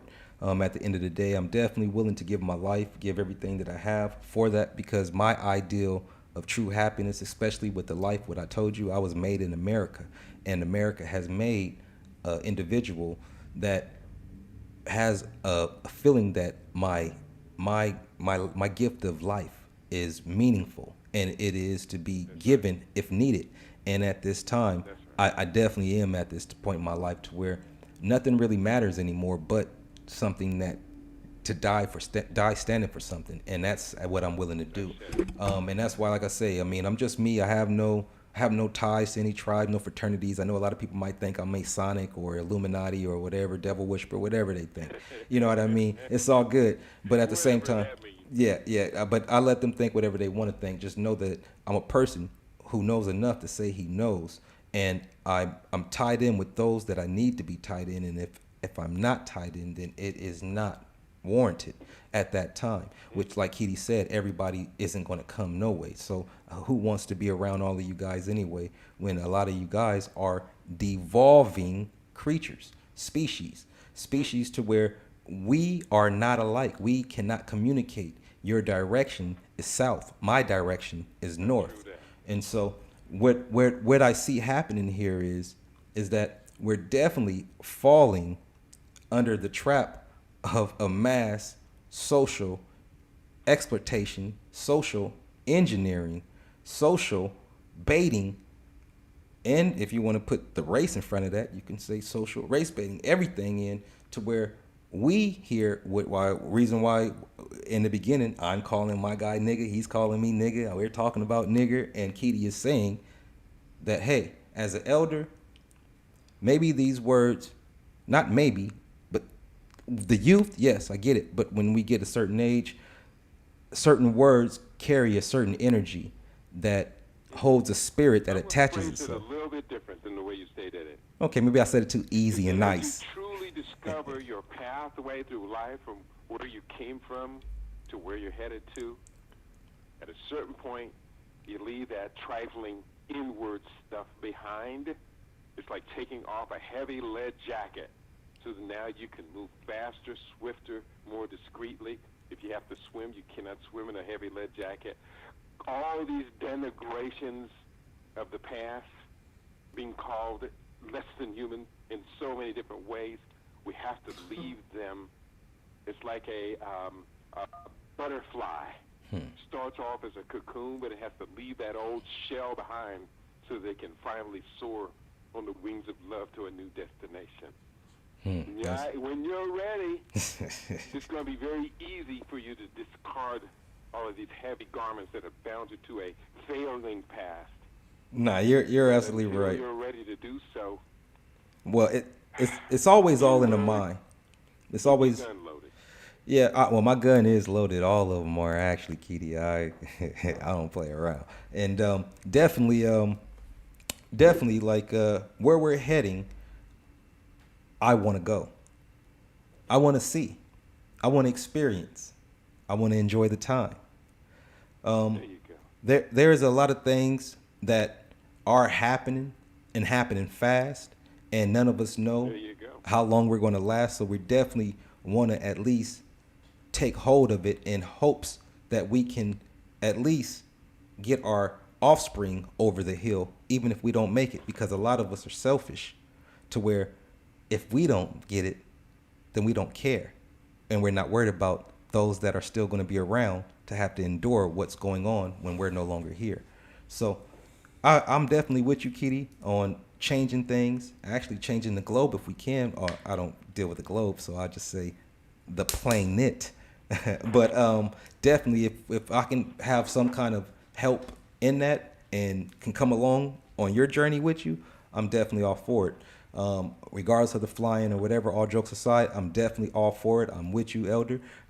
As Five, I'm sure is, as those who are listening out there are. You definitely, every time you... Right. Well, we do need a lot of help. For a lot of people on this side, we need a lot of help, and we're very, very specific. Right now, our group is trying to raise $250,000, and we need to do it sooner than later because other nationalities, other nations are competing with us for this prime position. Facts. So with all of that, what all do we need right now, Keedy, before we go? What does Africa need from us right now? A large set of things: technology transfer, agroeconomic techniques and equipment, education, healthcare, infrastructure, water treatment, waste management. You know, with this incident, with this mountain of gold being discovered in the Congo that was announced as early as the 2nd of March, people were saying, well, you Rugos only going to come and take it, and the white man, and I said, I quit. You're anchored to all your failure points. Anchor yourself to some success points and talk to me. I said, rather than worry about the white man always stealing your lollipop or your lunch bag, maybe you should start asking the question, these people who are going to be consuming and spending money, what do they need? What they need is renewable energy microgrids. We could build those for as little as $25,000 for a small village. They're going to be needing transportation and transportation infrastructure. They're going to be needing water and waste treatment. They're going to be needing a significant house building initiative. If all of these houses suddenly have $20,000, $30,000, $1 million, there's going to be a lot of construction that's going to have to be going on.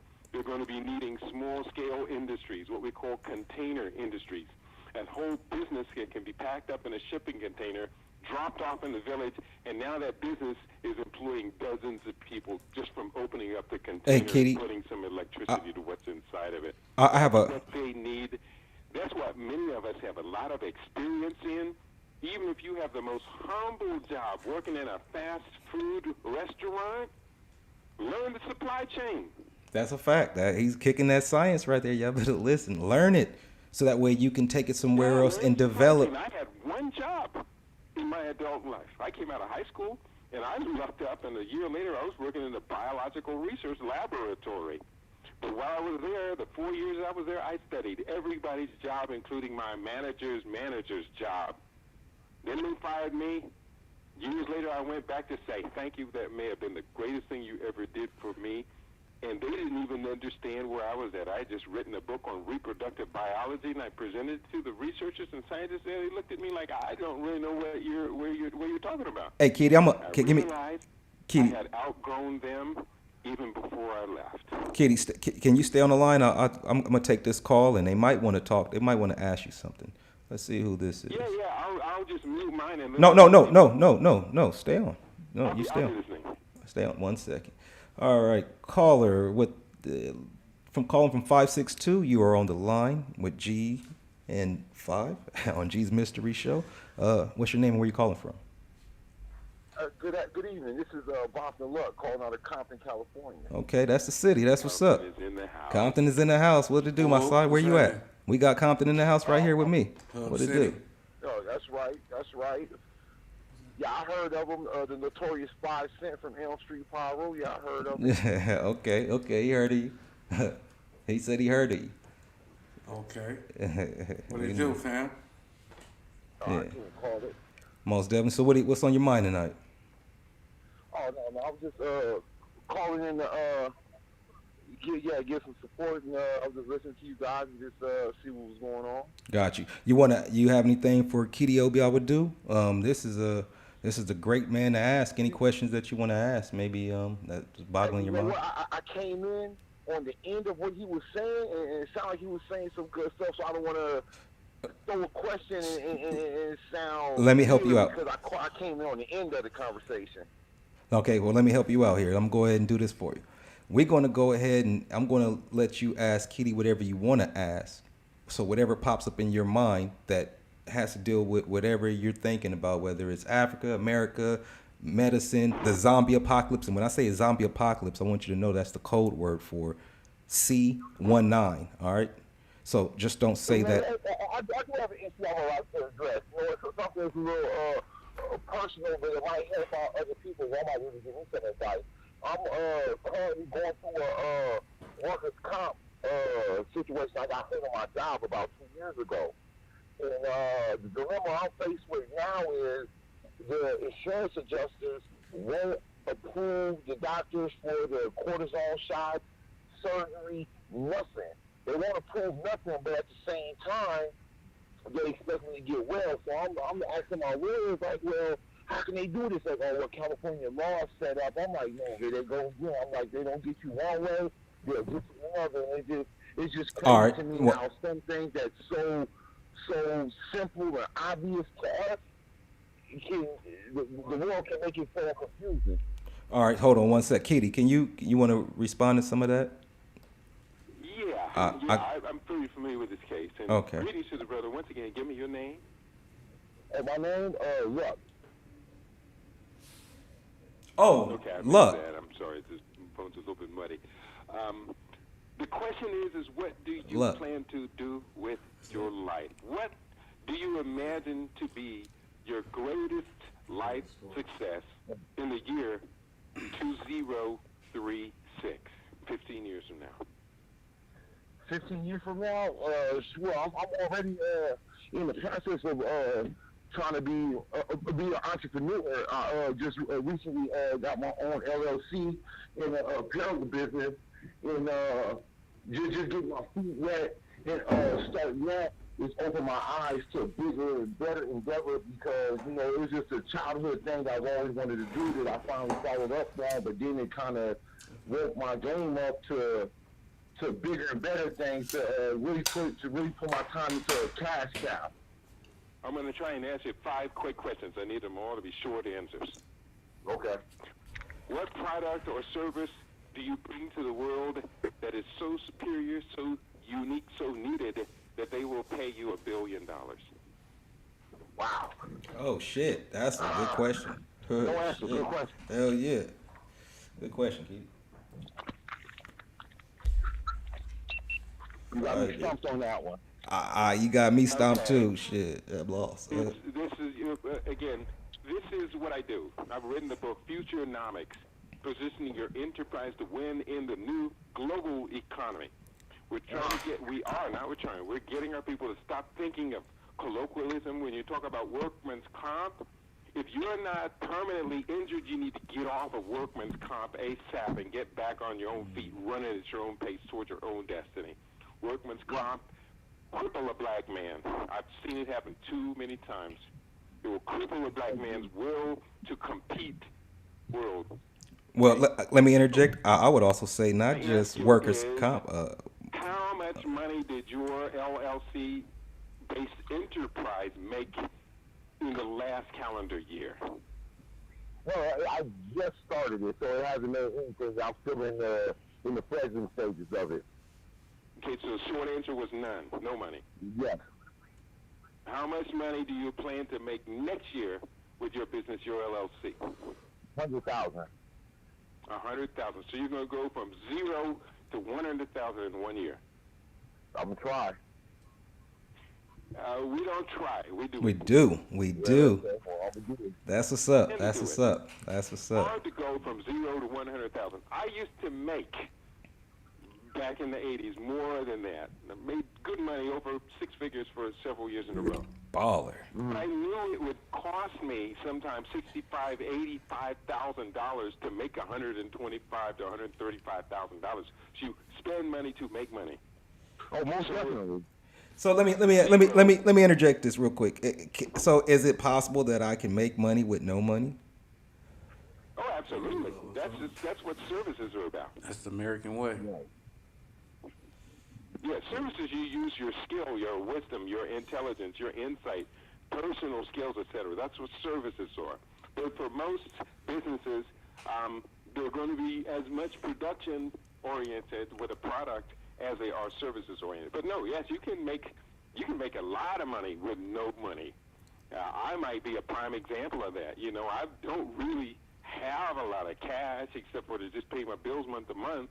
But how many brothers can say that I've been essentially gifted 20,000 acres of land in the last 6 months? And not too many. That's a blessing, yo. And that's just based upon my wisdom. I wrote a plan for developing that land so great that people will call me up and say, man, I got 2,600 acres right here. Bring it on. Let's do this thing. Now, can you... Just expecting me to allow them to retain 51% of the operation, to me, makes perfect sense. All right, so Kitty, now what is the answer to that question of how do you make $1 billion? Because he didn't give me any clarity about where his goods or services or product would be in 15 years, it looks like he's got to really go back to thinking out, what am I going I see what to you're saying. What is my mission? I What is see my what you're strategy? saying. What can I provide that the world needs so much of?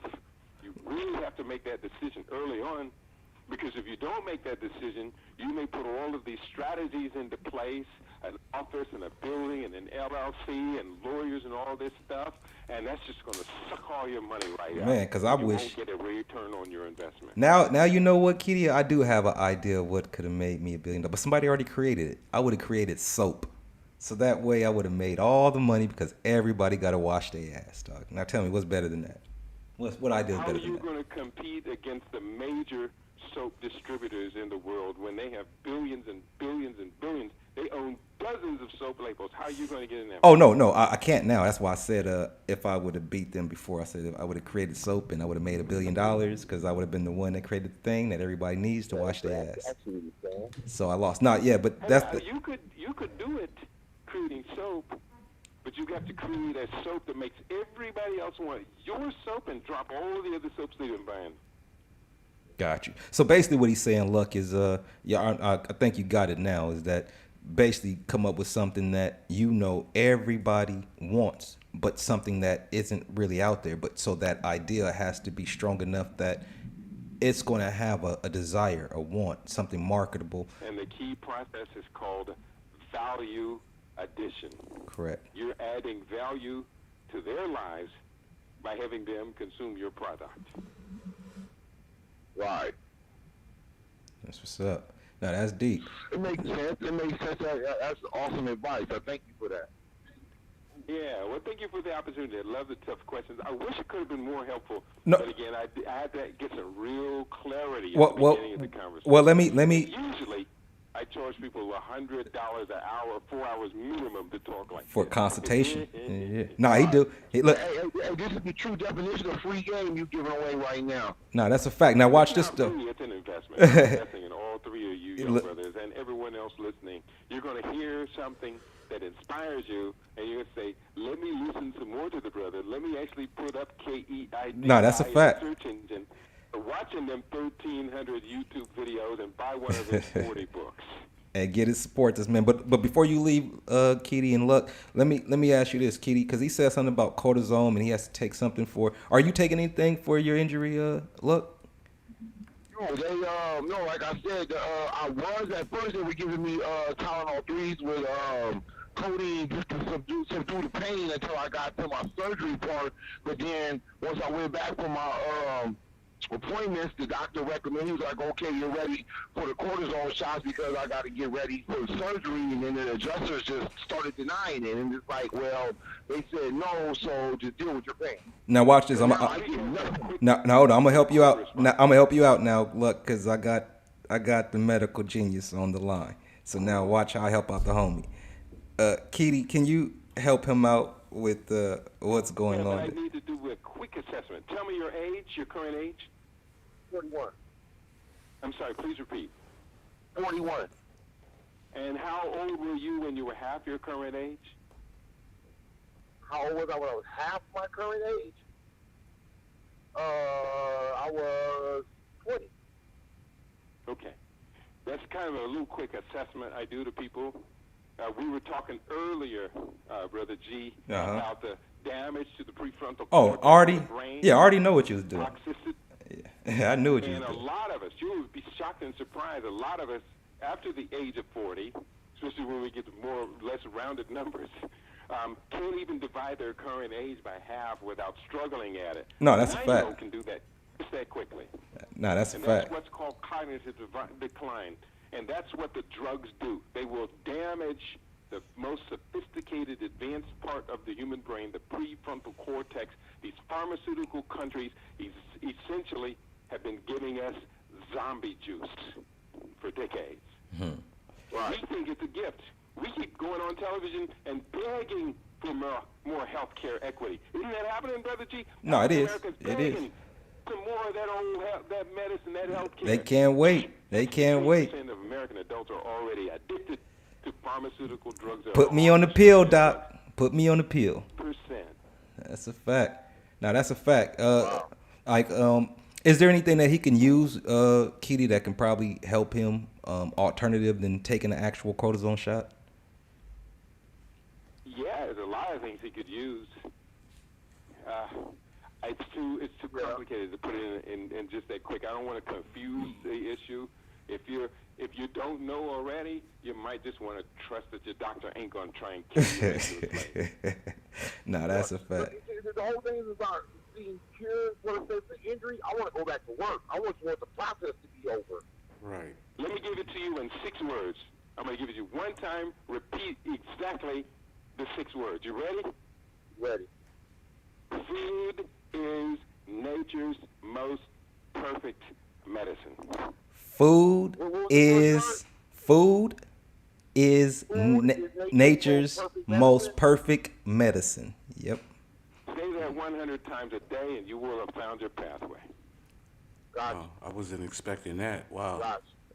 But he's absolutely correct. Trust me, it works. You're Brother G, I think you know about my push-ups. I right? do. And At age 65, I just a month or so ago broke my lifetime record. One set, no stop, 210. Food is nature's most perfect medicine. I've never been on 210. Non-stop. non-stop. Yeah, like I said, man. Wow. You know what I mean? He just told you food is nature's best. I probably fucked that up. Best medicine. Is that? You did. You messed it up. Yeah. Get that prefrontal cortex cleared of all that sugar. Well, it's not on sugar right now, Kitty. Nature's best medicine. Food is nature's best. Food is nature's best medicine. That's only 5. Six We're, words, count the words. yeah, we missing the word. We're missing the word. Food is nature's Food is nature's most best medicine. most perfect Most medicine. most perfect medicine. All right, so just Yeah, y'all working real hard to remember 6 words now. hey, my front cortex is fucked up. You know what I mean? I Shit. got nothing but love for you, young I've- brother. I've been in I'm it- gonna have to let you go. I got to get back in the kitchen. No, that, Gee, thank you for the opportunity and the invitation. Hey. I salute you, young brother. You're bold, you're forward-moving, you're forward-progressive, you're courageous, and as soon as you cast away that self-denigration, you're going to be ready, and there's an African queen, a princess, that's going to step to you and say, I think you're ready for some true love in your life. she might have to fight my other queen that's already here. I don't know if she's with the polygamy thing just She yet. don't But want it. She's probably already there. Now, she told you to drop that denigration? no, because I'm trying to get her to drop it. So you see, I'm at the level of Yeah, you stay with each other and you help each other out. yeah, I'm on Great solution. I'm on level 4 and she's on level 3. And see, you're on level. Well, I think I messed it up. You're on level 1. I'm on level 3. She's on level 4. So I'm not where you're at, and she's not where I'm at as far as the diet thing, you know. And so it just takes. Just keep rising, young lion. Just keep rising. I'm about to. I'm gonna get it. But Kitty, go ahead before you leave. Go ahead and let them know where you can find you at one more time. Your Instagrams, Let me your give you my webpage. website where you'll find my books. It's got my bio and stuff on it. KEIDI.biz. Keidi.biz. Again, all the search engines will catch me real quick, too. And it's an honor being a servant to great people. As Marcus Garvey said, until he said, if the African is not careful, they will drink in all of the poison of modern society and die from the effects of it. Now we know that food is nature's most perfect medicine, and we do know that sugar is Western humanity's most toxic mind control drug. That's where the money at if you want to be a dope dealer. In the sugar, baby, in the sugar. Kitty, I appreciate you for joining us, man, on G's Mystery Show, Our World Revealed. Definitely, man, you've actually livened it up. You actually Man, that's what's up. always come through with information. Yeah, he did that. You're a flowing fluid of information, and it just never fails. Not to mention, I do appreciate any free consultations that you give a caller or guest or whoever, because definitely your time and your research is money. But again, because you are who you are, you know, some things are just given out of the heart. Although I do a lot of things with my gut. Not the heart, but but definitely, Kitty. I'm definitely a student of yours. I definitely will be tuning in as always. I'm definitely going to probably even call in and play with you again, just like you played with me tonight, and have some fun. Definitely, 5. Is there anything you want to say to Kitty before we get out of here? Yes, sir. Man, it was a pleasure listening to you tonight, and man, I can't wait to hear more of you. You definitely have a new fan in me, a new follower. Most definitely. Thank you for your time, sir. Belongs to those prepared to build that future today. You brothers are prepared. Let's get this party started. Quickly. That's right. We're going to rock it, Kitty. I think I'm going to go ahead and sign up, man. I'm going to get on that flight, man. I know you don't smoke the sweet Sheba, but if I can smoke the sweet Sheba, I'm flying with you, all right? Yeah, know they're not gonna let you smoke that on a plane, man. But they don't have to know, though. I mean, they don't have to know. I go to the back. Well, in many African countries, Uganda has decriminalized it. In fact, Uganda has signed an $8 billion, I think, contract with Germany to grow and ship to Germany medical marijuana and. Oh, so Africa cool with weed now. Recreational. So they're cool with the marijuana now. Nations still really don't like it, even though they're not going to come down heavy on you. But they will look at you as one of them renegades from America that they're not crazy about. But African nations are pretty conservative people. now the African nation do have to realize if American, so-called Africans, do come over there, they're gonna come with their weed. You know that, right? Well, some of them get sent back. Yeah, so they can't come with the. I'm sure. I'm totally serious. Some of them do get sent back. You're not ready to come home. They're you not. Go back to America and join some drum and dance classes. You get over there, you gotta smoke from over there. You can't be bringing that. Hey, it is what it is. But nah, we like I said. Hit that real. Well, Africans will smoke ganja. I used to, but I quit doing it because I realized two things. One is that herbs were never meant to be burned and sucked into your lungs. I agree. Carbonization, I agree. These complex carbohydrates and polysaccharides turns into toxic poison. That's when the tar starts building up. Mm-hmm. And secondly, I realized the way it worked, it actually interferes with what's called the glutamate uptake between adjacent nerve cells. That little space between two nerve cells where electricity passes by up to 3 to 5 billion times per second. Well, I realized that with alcohol and marijuana, both of them interfere with the glutamate uptake. Kitty doesn't want a brain that functions at 2 billion, 3 billion bits per second, when 5 billion is considered to be average. Your brother Kitty's shooting for 15 billion per second. Nah, that's a fact. Supercomputer. I see, and that's why you don't sleep. You stay up all night working. Kitty, let me ask you this real quick about marijuana, real quick. You are a supercomputer. Let me ask you this about marijuana, real quick. We do know that we're not supposed to smoke it, and because most of us, myself, 5, and a lot of them listening out there are marijuana consumers. Just don't throw my name out there. You smoke marijuana, buddy. The correct way, is it the correct way to actually enjoy the marijuana plant? I actually heard that in research that it was actually just to inhale it. You're supposed to inhale the euphoric smells and not. There's a bunch of different ways that can be consumed. Not all of them are problematic. Sucking it into your lungs as burnt carb is probably the worst. Eating it is problematic because you're high for so long. Correct. I've eaten it before, and I'm not into the 18-hour high. When you smoke it, you can at least get an adrenaline rush and you're sober again. That's a fact. No, doggone it, man, you done killed my high. But when you're eating it, it don't go away so easy. Nah, it is. So it depends on what it's needed for. Essentially, people are consuming it. They're self-medicating. And for many people, it's consumed at the rate it is because they're killing the psychological pain of just being in a society with a lot of stress and a lot of antagonism. So they're dulling their senses so they don't have to be such a witness to their own degradation. And I was just going to understand that process. I'd rather have a clear mind and then just defeat all of those stressors. Gotcha. I was actually going to ask you, would that be the problem? Everybody's smoking weed to get out of the realities of society, and to where when they're not high, having to actually deal with society, does that have an impact on their life when they come back to reality and not able to deal with being in that sober mode?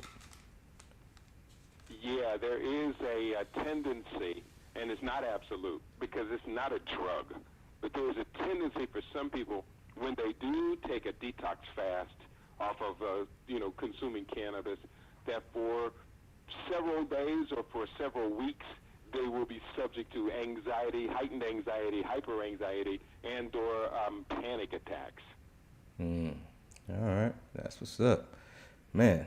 And what happens when you're having hyperanxiety or panic attacks? Essentially, that's just cognitive overload, and that's the exact opposite of dulling your cognitive input with, like I said, the glutamate uptake suppression.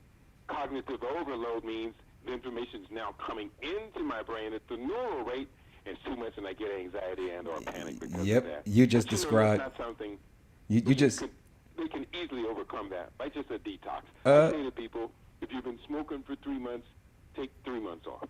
3 months. What if you've been smoking for almost 40 years and you're 41? I mean 42. I've been smoking since. It's a difference, you know what I mean? But nah, it's all good, Kitty. Man, I wish we had more time. 42 years off, and then on the third 42, because you're going to live to be 126 because you took that time off. Hey, see, there you go. Smoke it again in your third 42. Well, I think once I quit the next time, I'm not smoking weed no more. I'm going to actually just enjoy the plant. I'm just going to just grow it like a flower pot plant and just smell it. It is such You know? a romantic plant. I completely agree. It if I is. can find some decent seeds, I'm in Nevada, so I can legally grow it.